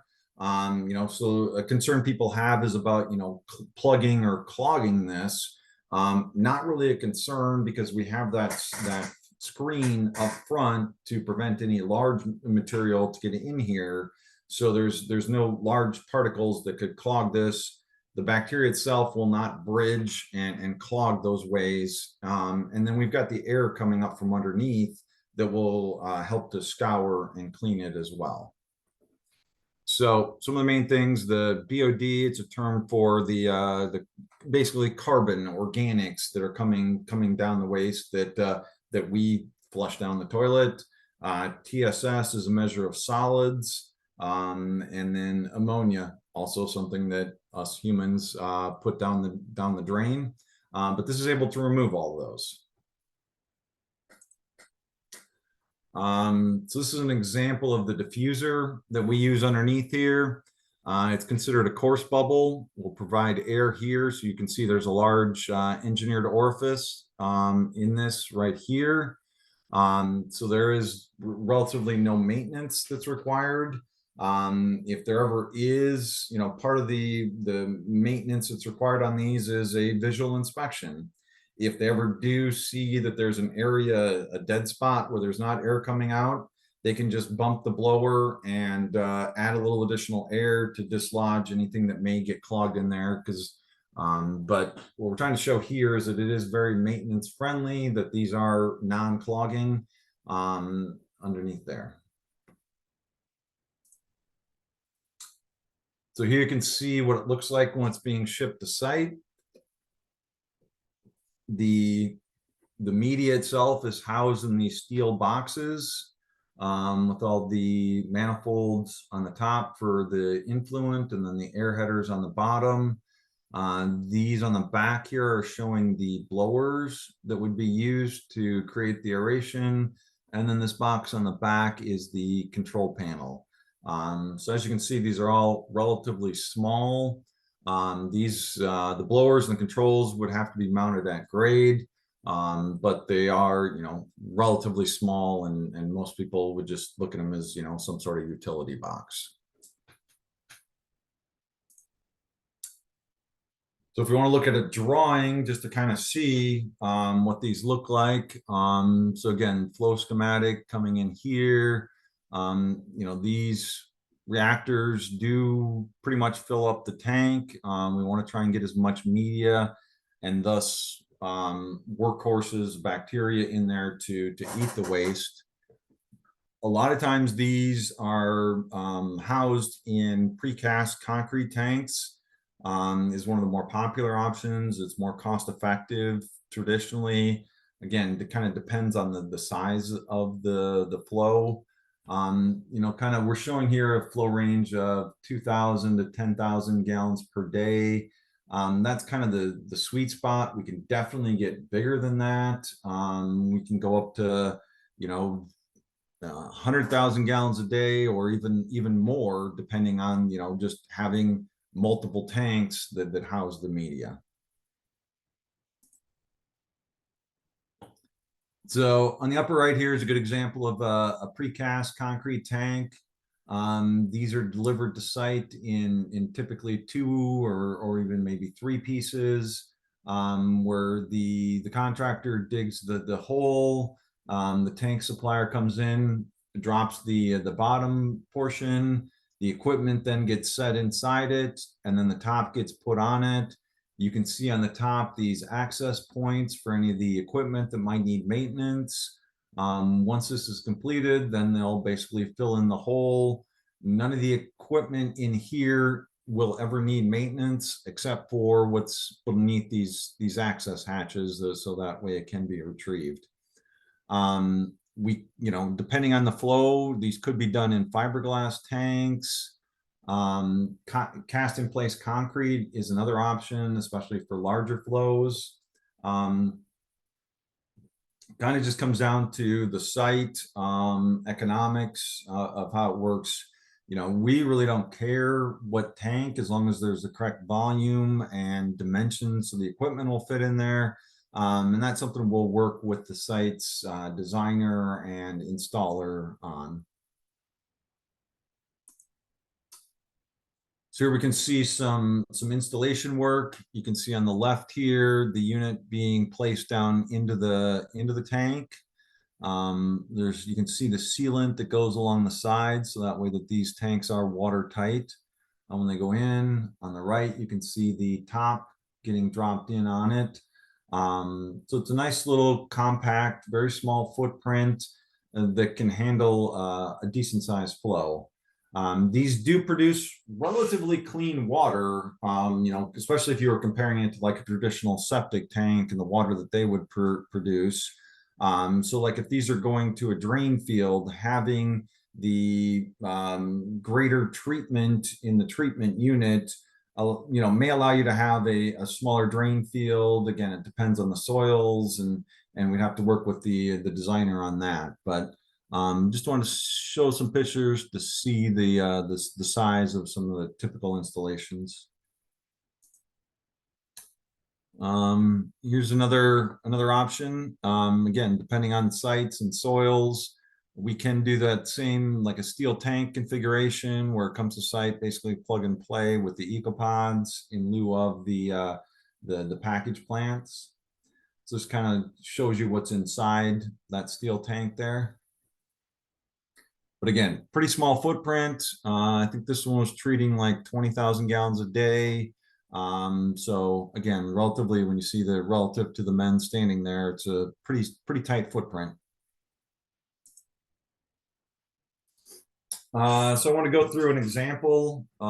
This was a truck stop. I think it's in New Mexico. But it's, 8,000 gallons a day, relatively low reloading rate. But a lot of times, people think in domestic equivalent of, 8,000 gallons. Oh, that's pretty small. But you got to look at, a lot of these are relatively high strength waste for it. Because it is relatively, we have to convert that based on the concentrations of the waste that's coming in to a pounds of this BOD, this organics that needs to be treated. So that way we can properly size the equipment. So like this one was looking to expand in the future to basically 30,000 gallons a day. So almost 300,000 or 300 pounds per day of BOD. So they're only needing to meet a 45 limit, so not that tight of a limit, because they were going to infiltration or ground, ground recharge. But in the future, they can add on to it if they need to meet tighter limits. Have to meet, if they need filtration or disinfection or anything else, they can always be added on, because as with this technology, nothing gets less stringent in the future. The states always make us meet cleaner than less clean.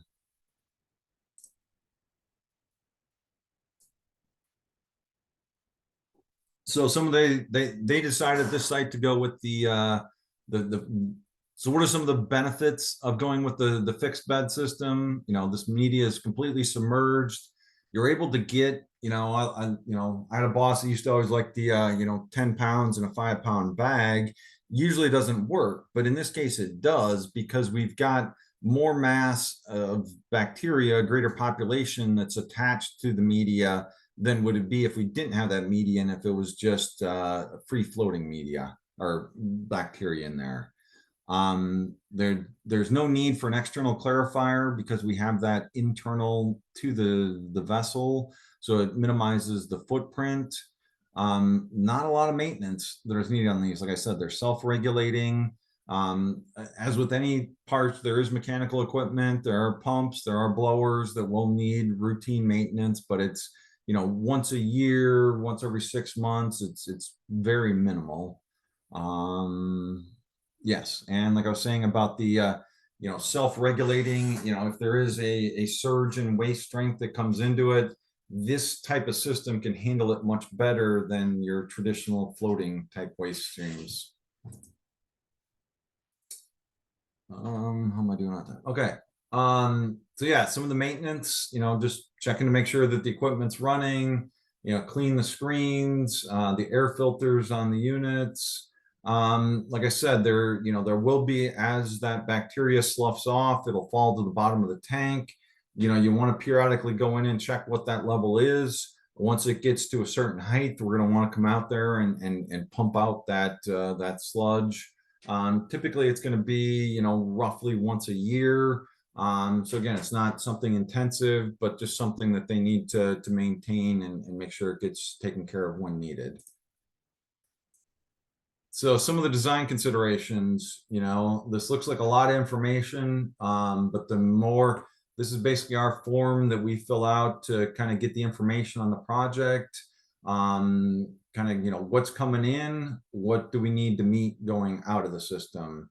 So the more details we have, as with anything, the better inputs equals the better output. So this is something that we'd like to send out and have the owner installer kind of fill out, so that way we know what we're dealing with. As with anything, this is biological treatment, so we got to kind of keep the bugs happy. How do we do that? The proper amount of time for the waste, the water, to be in contact with the bacteria, the proper amount of oxygen that we're giving them. Let's see here. Temperature is always kind of a big one. Kind of like us, they're more active when it's warmer. Once the temperature gets colder, they're not as active. They kind of hibernate a little bit. So you either need to increase the number of bugs or bacteria that are in the system to make up for those colder climates. A lot of the state permits are understanding of that, and like nitrification is typically a summer and winter. They have different levels of treatment that's needed.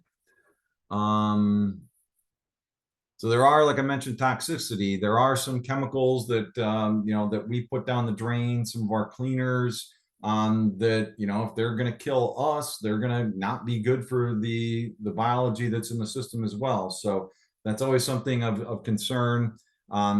Typically when you look at a centralized treatment, when you've got hundreds or thousands of homes, one person dumping a little bit down the drain, not the big deal. Dilution's the solution typically. But when you got these decentralized systems where you've got just a truck stop or something like that that's on the line, it can be more of an issue. So just something to think about in the operations of it. Elevation comes into play. Like I said, some of the sanitizers that are used that are meant to kill bacteria in the kitchen, which is a good thing, but just dumping that down the drain can also kill the bacteria that are our friends and doing our work for us. So just something in operations is to keep in mind. Like I mentioned, oil and grease, we want to make sure that especially on restaurants, that all the grease traps are properly maintained to keep that out of the system. Like I mentioned, RV parks, those are definitely a big one for us, where we find a lot of treatment that's now needed. People think, RV parks, it's just human waste, so it should be the same as, what comes out of a home. But people aren't washing clothes, they aren't taking long showers, they're not doing the dilute waste down the drain like we would. And most RVs, because they have to haul their water in, are very water conscious. So the waste that comes out of them is not the same as what comes out of a typical home. So there's some different design requirements that are needed with that. I kind of talked about convenience stores and some of the beverage stations and the waste that can come out of that. So again, it's a gallon's not necessarily a gallon. Each application is slightly different in how it's treated. A lot of it's the strength, the lack of dilution that would occur at these type of facilities. So I guess the point I'm trying to hit home is that any application is not the same. Each one kind of needs to be looked at individually, but we do have a solution that can help clean it. Yeah, so like the Dunkin' Donuts or not, a C-store has a core business of drinks, including coffee and tea. You can see in these pictures here. According, okay. Understand how these products that were evaluated could affect.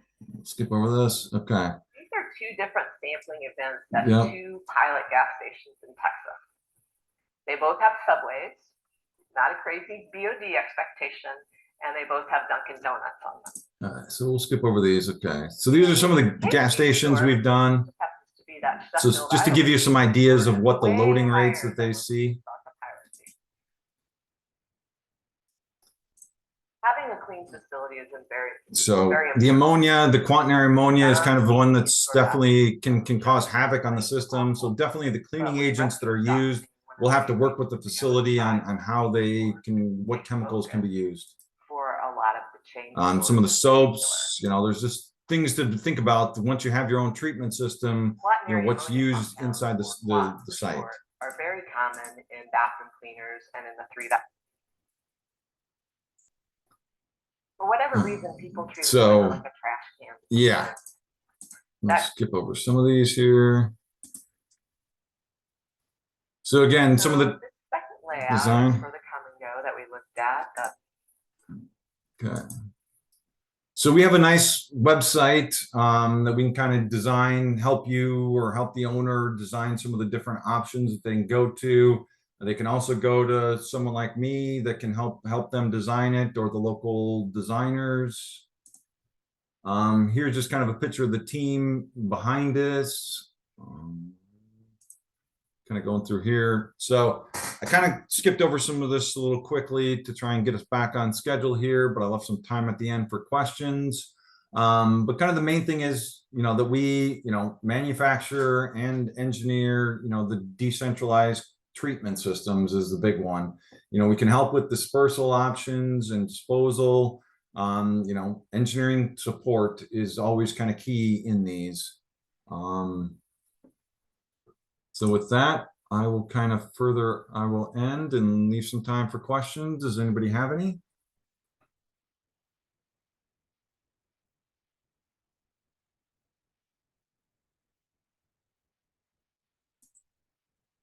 There's no questions on this end.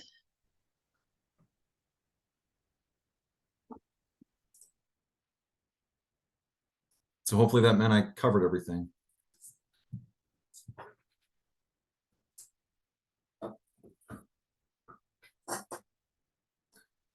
Well, okay. Well, thank you for your time. Hopefully I didn't bore you or get too technical in the weeds. No, we appreciate it. Thank you so much, Tim. Thank you everyone for participating. I think we have just a few more minutes before our 3:30 session starts. So we can take this time. I can pause the recording. We can have like a nice little 10-minute break. And if anyone who wants to stay on and ask questions, please feel free to jump in. Thanks. Okay, welcome back everyone for our last virtual session for today. Our last session here is going to be with Dr. Nathan Libby, and he'll be talking to us about AI and retail food safety. So I'm going to go ahead and turn it over to you, Dr. Libby, and you can get us started. All right, thank you. And you can see my presentation mode. Is that accurate? Okay. Yes, I can. Great. All right, thank you, everyone. All right, so we'll dive in a few slides, and hopefully we can have a little time for discussion at the end. Okay, so a bit about me. I have a master's and a PhD.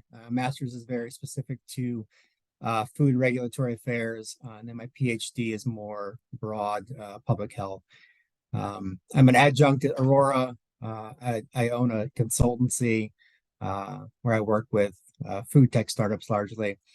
I'm on the AFDO CDC Healthy People 2030 Neurovirus Work Group. So actually, we just had a meeting yesterday, and so I'll talk a bit about that later, I think, during the presentation. I've been published in various magazines and texts and things.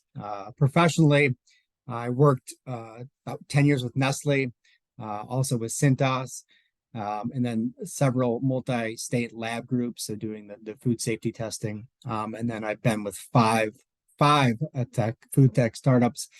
If you notice the agenda, it says RoboChef.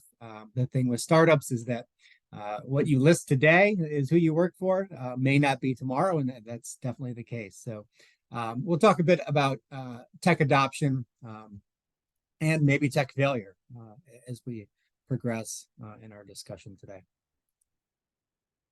Okay, so we'll start with some definitions, right? I think we've all been inundated with discussion of AI, and so I want to get grounded in what we're really talking about. Talk about the tech adoption curve, and then the challenges in retail. What does AI look like in retail food safety? And then some time at the end for discussion and Q&A. All right, so definitions. We'll go automation, robots, and then AI, right? Kind of broad spectrum down to exactly what the topic is today, which is AI. So automation, the simplest way to put it is like a conveyor belt, right? It's going to make a manual process that a human can do a little bit easier, right? And so these are the type of automations, right? We have fixed, programmable, flexible, and integrated. Conveyor belt is the simplest. Then we get all the way down to, a really complex integrated automation system that's going to be completely autonomous, right?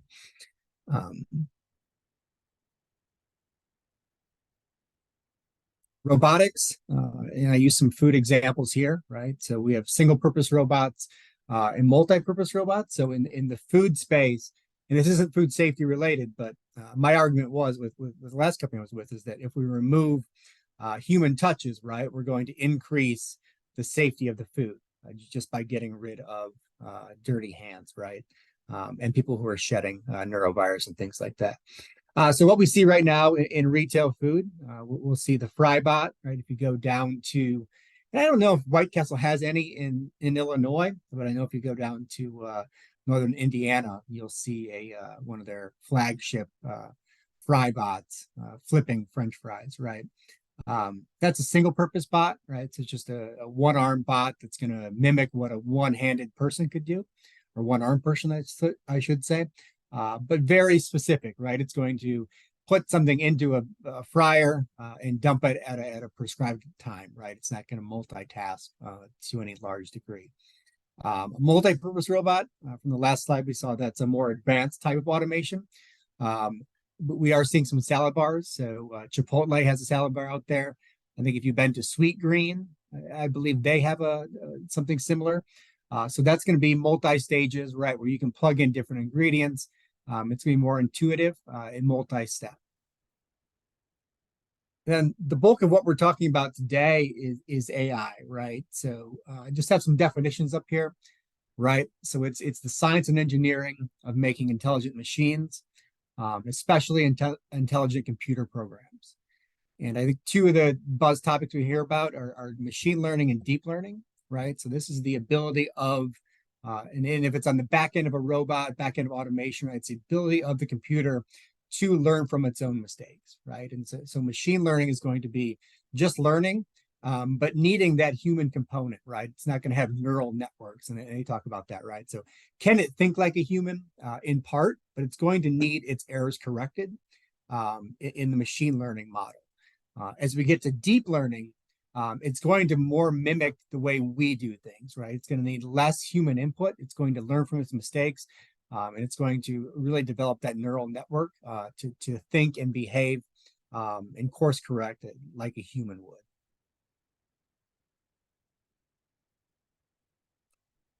Okay, so I wanted to put up here, and this is based on the food code, and a lot of what I'm going to talk about is food code related, right?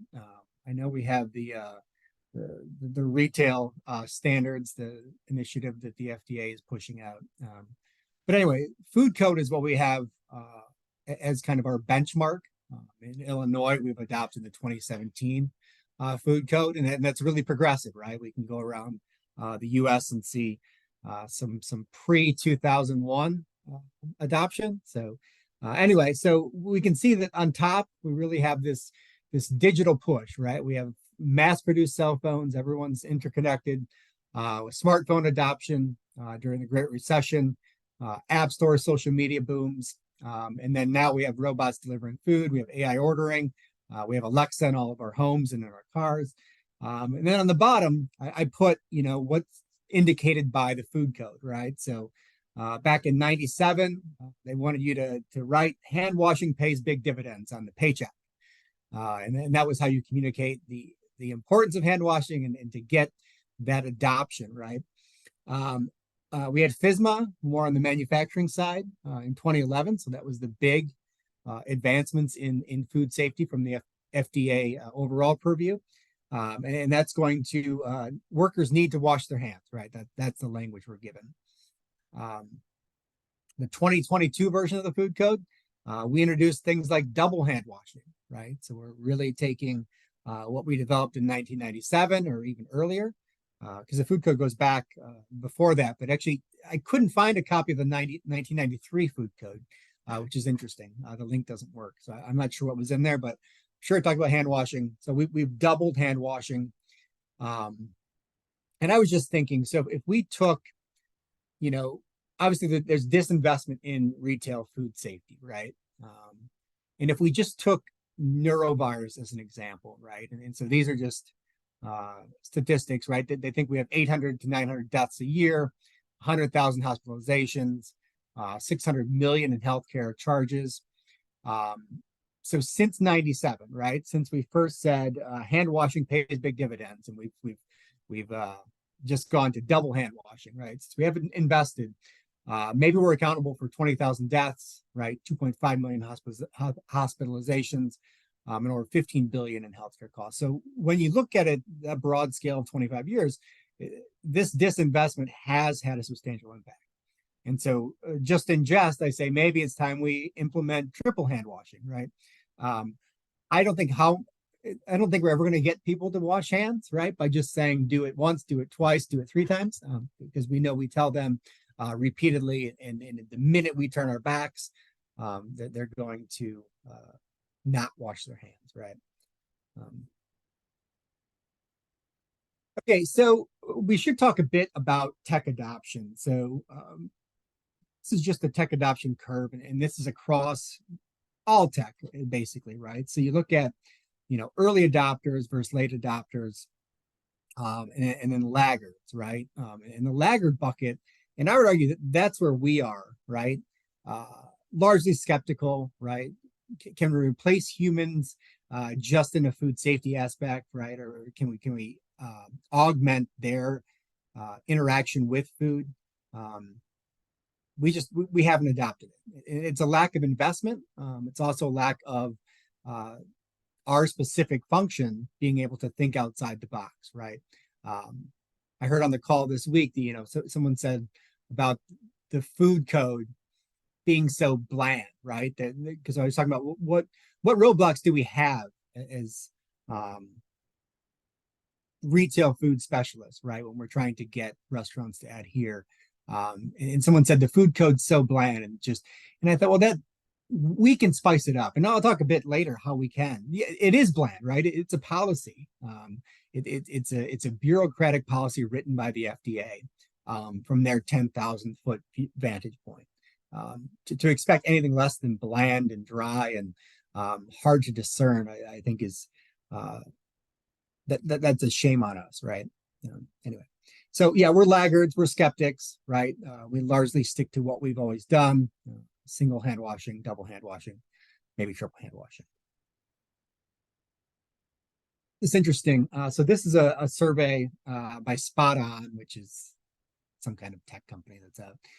Anyway, looking at who in restaurants is using type of technology, right? So this is just self-reporting. I think they had like 300 responses or something like that. So a lot of them are using POS, right? So digital POS. They do have some tracking for food safety quality assurance. It doesn't dive into what that is, but I would imagine that's more who's completed serve safe, things like that. But even that, right? So even if we digitize that one aspect of tracking who's been trained, we're only at 16% adoption, right? So we've got over 80% not adopting that aspect, and that's the only thing listed for food safety. Okay, so what are the key drivers? So why would we implement, right? How do we get off of the non-adoption curve? And this is from another tech startup named Pop Menu, right?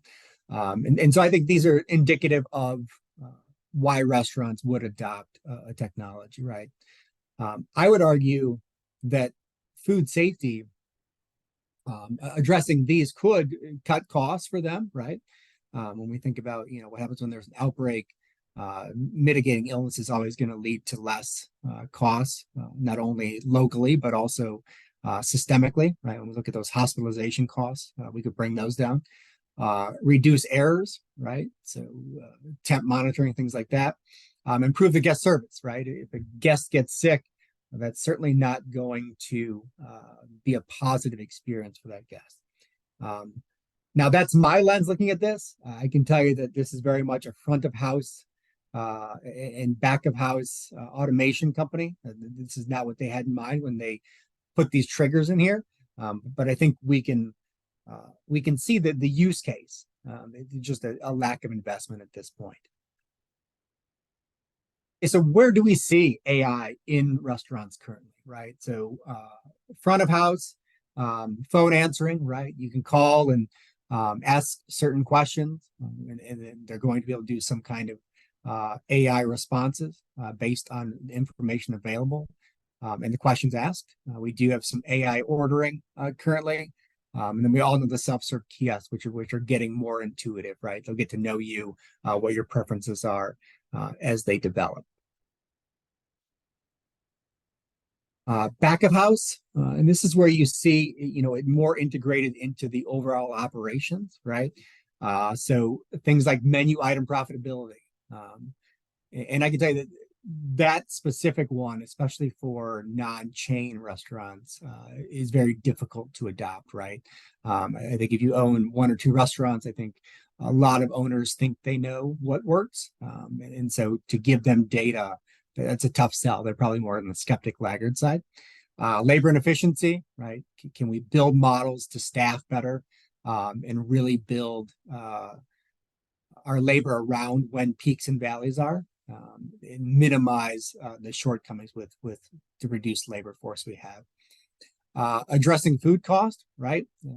Can we plug information in and use public data to better understand what our food costs are, what our food costs should be, and how we bridge that delta. And then I put food waste in here, and I know it's being discussed. I didn't see it, but I think long term you're going to see food waste be addressed with some of these back of the house or office function AI system. Okay, so where are we at with food retail standards? I mentioned the model food code, right? Largely paper-based. I don't think it says database. Like if you read through it, it'll say things about having a database, right? So it does reference some kind of digital record, but by and large, it's written as a very paper-based, antiquated model. The FDA retail program standard. So this is new, right? And I don't know where anyone on this call is with adopting this. I know that that NEHA is pushing out this initiative significantly, right? They're putting a lot of resources behind it. And in my understanding is that this is more auditing, right? So internal auditing. How do we address food code gaps through like internal auditing, making sure our systems are up to plan. And so they do have, again, databases mentioned, right? But they're going to require written signatures. So a lot of it is paper-based, right? We're going to be printing something and not really, once it's archived, right, it sits there. So not interactive. For the public health inspectors here, right? You've got a paper or a digital checklist that you're going through, but that data probably just sits, right? It's not be housed in something that's very interactive. I did put virtual training on here. So I think as we get more virtual training for food safety, right, it allows us, and it is a big step, right? We used to have to do training, we're going to do training on the first Monday of the month, right, for new employees. We know that turnover is crazy right now. So to be able to train on demand when someone starts, even on their smartphone, right, that's a big advancement. So we should give some credit to that. But that's pretty much where we are with current food retail standards and what we have for automation. Okay, so what exists? And has anyone played with ChatGPT? I'm gonna talk about this for a little bit now. And I was talking with someone from the FDA yesterday on that the AFCO call. So I'll just, for those of you who don't use ChatGPT, it's a natural language processing tool, NLP. So it can interpret, manipulate, and comprehend human language. Its access to web materials is limited, right? So pretty much you have to put in what you want to get out. And it can reference some things, but it's going to be like, I think the web pages they access are 4 years old or older, right? They're not going to have anything live. You can't say, look at this website and design something based on it. Applications in our realm, right? We can use it to draft, proofs, customize, and I'll go through some examples here, but I think ChatGPT can be, and there's a free version, right? So everything I'm talking about here is free. Can we adopt it? Can we use it? And actually, the person I was talking to, FDA, she said, she's going to try it, right? And I think the more we talk about these things, it's not perfect. It's not designed for this application. But if we wait for investment For whatever reason, I can tell you that food safety startups fail. Whatever reason, like the investment's not going to be there. So unless we adopt tools on our own, we're not going to be able to provide a good use case, and we're going to be very far behind that tech adoption curve. So here's some examples of how we can apply ChatGPT to retail food safety. So I used just the Q&A, right? So we go in, we have this design Q&A based on the food code. We're going to ask a series of questions. And so I used Harry's Hamburger Heaven, right? I just made up a restaurant, right? And so when you're communicating with ChatGPT, you're going to be very specific, right? So I said, you are the owner of Harry's Hamburger Heaven. Write guidelines for the PIC based on these prompts. And the prompts are right from the, what am I looking for when I walk in from the person in charge? So you're explaining foodborne diseases policy, personal hygiene, and ChatGPT will give you an answer. And so either this is something you could do, right? Or restaurants could do also, right? They're not going to be experts. We shouldn't expect them to be, but if they can do something, and this is an app on your phone, it's a desktop function, right? And it's free. So if you ask them to do this, right, it's going to give you guidelines. And so they can house this wherever they house it, back to the paper thing, they're probably going to print it or they're going to save it. But this will be personalized to them, and they can edit it, right? So if you wanted to put in first person names, right, tell it, say, redo this, but put in, instead of person in charge, put Sandra, right? Or whatever the person in charge's name is. You can customize it. That way they have this. And we all know that we're going to learn more and buy in more to a food safety culture if it is personalized and customized, right? So this is the just some answers that they'll give you based on the database and also based on guidance within that model food code that you plug in. And then personalized message. So I mentioned this, right? So this reinforces. So this is what ChatGPT gave me at the bottom, right? These guidelines are crucial for maintaining the highest standards of food safety and hygiene at Harry's Hamburger Heaven, right? So it gives people who aren't good at writing their own policies, right? I think that can be a challenge for a lot of operators, but this is very specific to them, just based on that initial prompt and dumping data from the food code. So gives them more ownership, right? Gives them something in their food safety repository that's very custom to them, and should give them more ownership. Okay, so then I went on to do, well, how would they write a policy, right? So that's the person in charge, that's the Q&A stuff. So how would they write a policy about, you know, this is the permit holder reporting to the person in charge your symptoms, right? So dump this in here. I didn't have to rewrite your Harry's Hamburger Heaven, right? I just said, now write a policy. And it was able to create this, right? So again, is it largely what's already in the food code? Yeah, this isn't new information, but it's customized, right? It's personalized to that.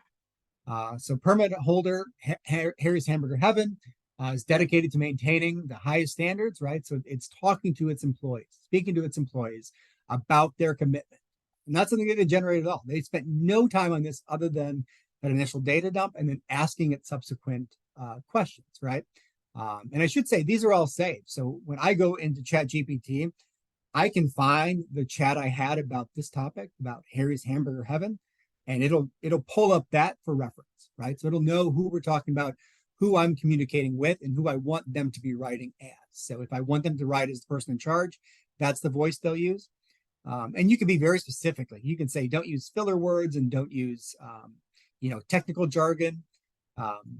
Anyway, so policy generation, I think, is a tool we can look at. Is it going to be perfect? No. Is it better than what we're asking folks to do today on their own? Maybe it is, maybe. And then a custom call to action. So as I mentioned in the first example, right, ChatGPT gave us this custom call to action for employees, right? So by adhering to this in policy, we can ensure we maintain the highest standards, right? Protecting both employees and our customers. So very specific. And then contact management if you have any questions. So a fraction of the time to write this stuff than it would take for someone to make their own policy.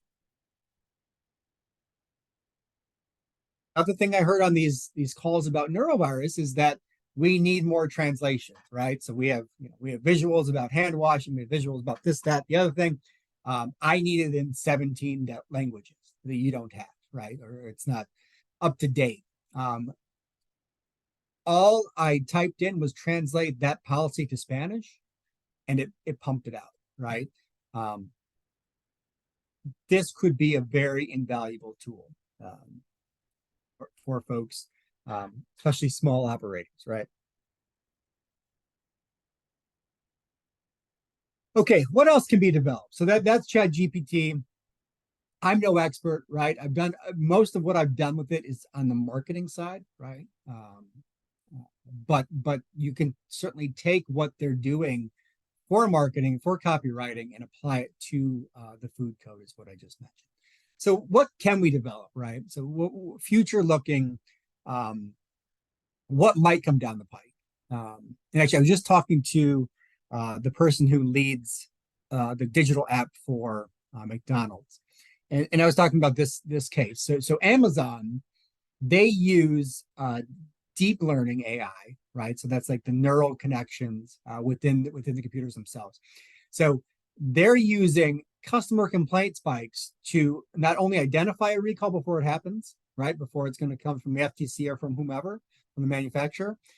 They're going to initiate the recall. They're going to pull a product if they see a spike in complaints, right? If it goes from 5 stars, based on 10,000 ratings down to 4 stars on the next 500, they're going to, I'm just giving you non-specifics, right? But it's going to trip a function where they just recall the product. In McDonald's case, right, they don't have that visibility yet. No one's complaining, and on a franchise scale, no one's complaining through the user app, right? The user app is going to address what we saw before, efficiency, customization, things like that, right? User experience. But we haven't said food safety is customer experience yet.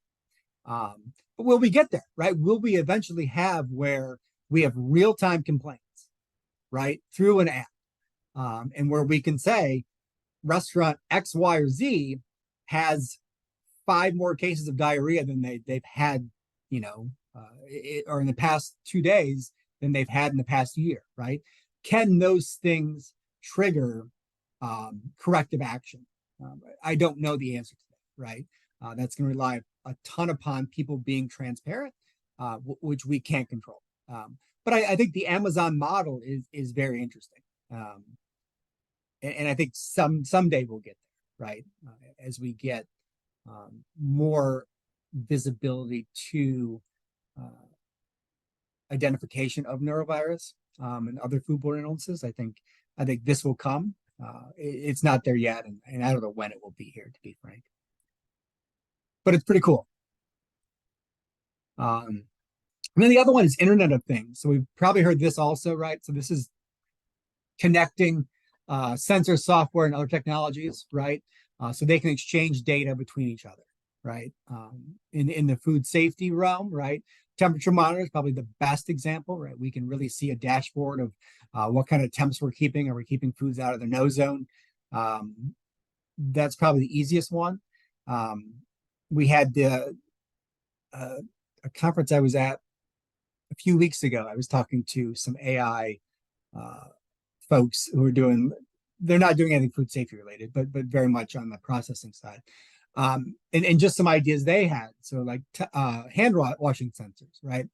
Can we somehow indicate, and is that like a flush sink door sensor, right? So if the toilet flushes, can they trigger a different color light on the door, right? The light on the door turns green when the sink's been run after a flush, right? Like, can we sync these things up? And so it's not going to be 100% foolproof, but can we use some type of AI to understand someone flushed fecal matter or flushed anything, right? They didn't wash their hands. Now they're going to the door and exiting, right? Can those things be linked? No one's investing in that space currently. I wouldn't anticipate anyone investing in the near future, but it's an idea that someone who develops this kind of stuff came up with. So could it happen? Sure. Dirty hand monitors, right? We've seen like scanning and symptom checkers, right? These things came about with COVID. Not a lot of adoption. I think at current status, they're very cost prohibitive. But certainly these are things where we can use AI and machine learning to better enhance retail food safety. And that's all I had. So kept it to half an hour. I'd like to have any discussion, like if anyone's using ChatGPT for their function, how they're using it, any drawbacks to what I was talking about. I'm sure there are. Like it's not designed for this application, but nothing is. So we have to adopt what we have, and I think that free version, for the time being, might be where we go in the immediate future.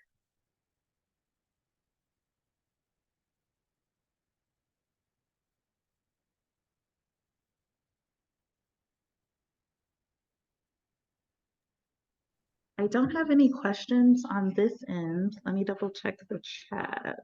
Make sure I didn't miss anything. And I don't see anything in the chat either.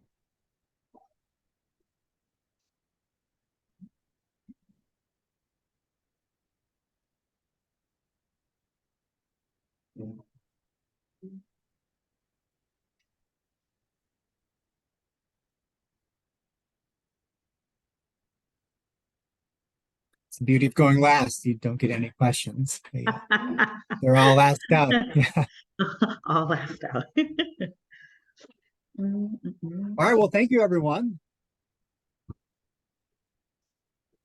Well, thank you, Dr. Libby. It's very interesting. I've used ChatGPT just in my own personal, like helping to like plan things for classes or curriculum, and it is helpful. So this is an interesting topic. Yeah, I think, and that's the feedback I got from the folks, especially at the FDA side, right? They're like, "Oh, I use it for my personal life, but I've never used it." And I'm like, "Well, why not? Like, why not? It does things so fast, and can it do, like I said, it can't do everything, and it's not designed for this, but can it do things like translate and customize? I think it can today, and I think that might be a big benefit, incremental benefit. I did have a new food establishment. They used AI for their plan review and their standard operating procedures. And she's like, my daughter's using AI to help us write these. I was like, cool, I don't know what that is, but yeah. Okay, one more time, because you might have to say it a little bit louder, or I'll have to repeat. Sorry, there is a comment here. I'm going to shift over. Yeah, I just wanted to say I was helping a new food establishment open, and you know, they were going through the plan review and trying to write their standard operating procedures. And I always give my people an example of a standard operating procedure, because a lot of times they just don't know, or like they don't know what our expectations are, you know, or how to even write one. So I give them an example, and I'm like, you can, you know, you can just kind of make it your own. But then this food establishment was saying that one of their staff was using AI to write the actual policies, and I was kind of like, okay, that is interesting. I really don't know what that means. But everything looked really great, and if it was, you know, helpful to them, then I think it's very awesome. And also I like the translating kind of aspect that you had mentioned, because a lot of times for some food establishments, I want to give them an example of like a standard operating procedure in Spanish, but it's really hard to search Google and kind of find one, you know, that would be a good example for them. So it would be nice to, you know, be able to translate something that I know is up to our expectations and that they can use to make it their own. So yeah. Great.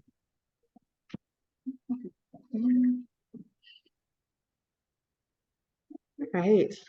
Are there any other questions or comments?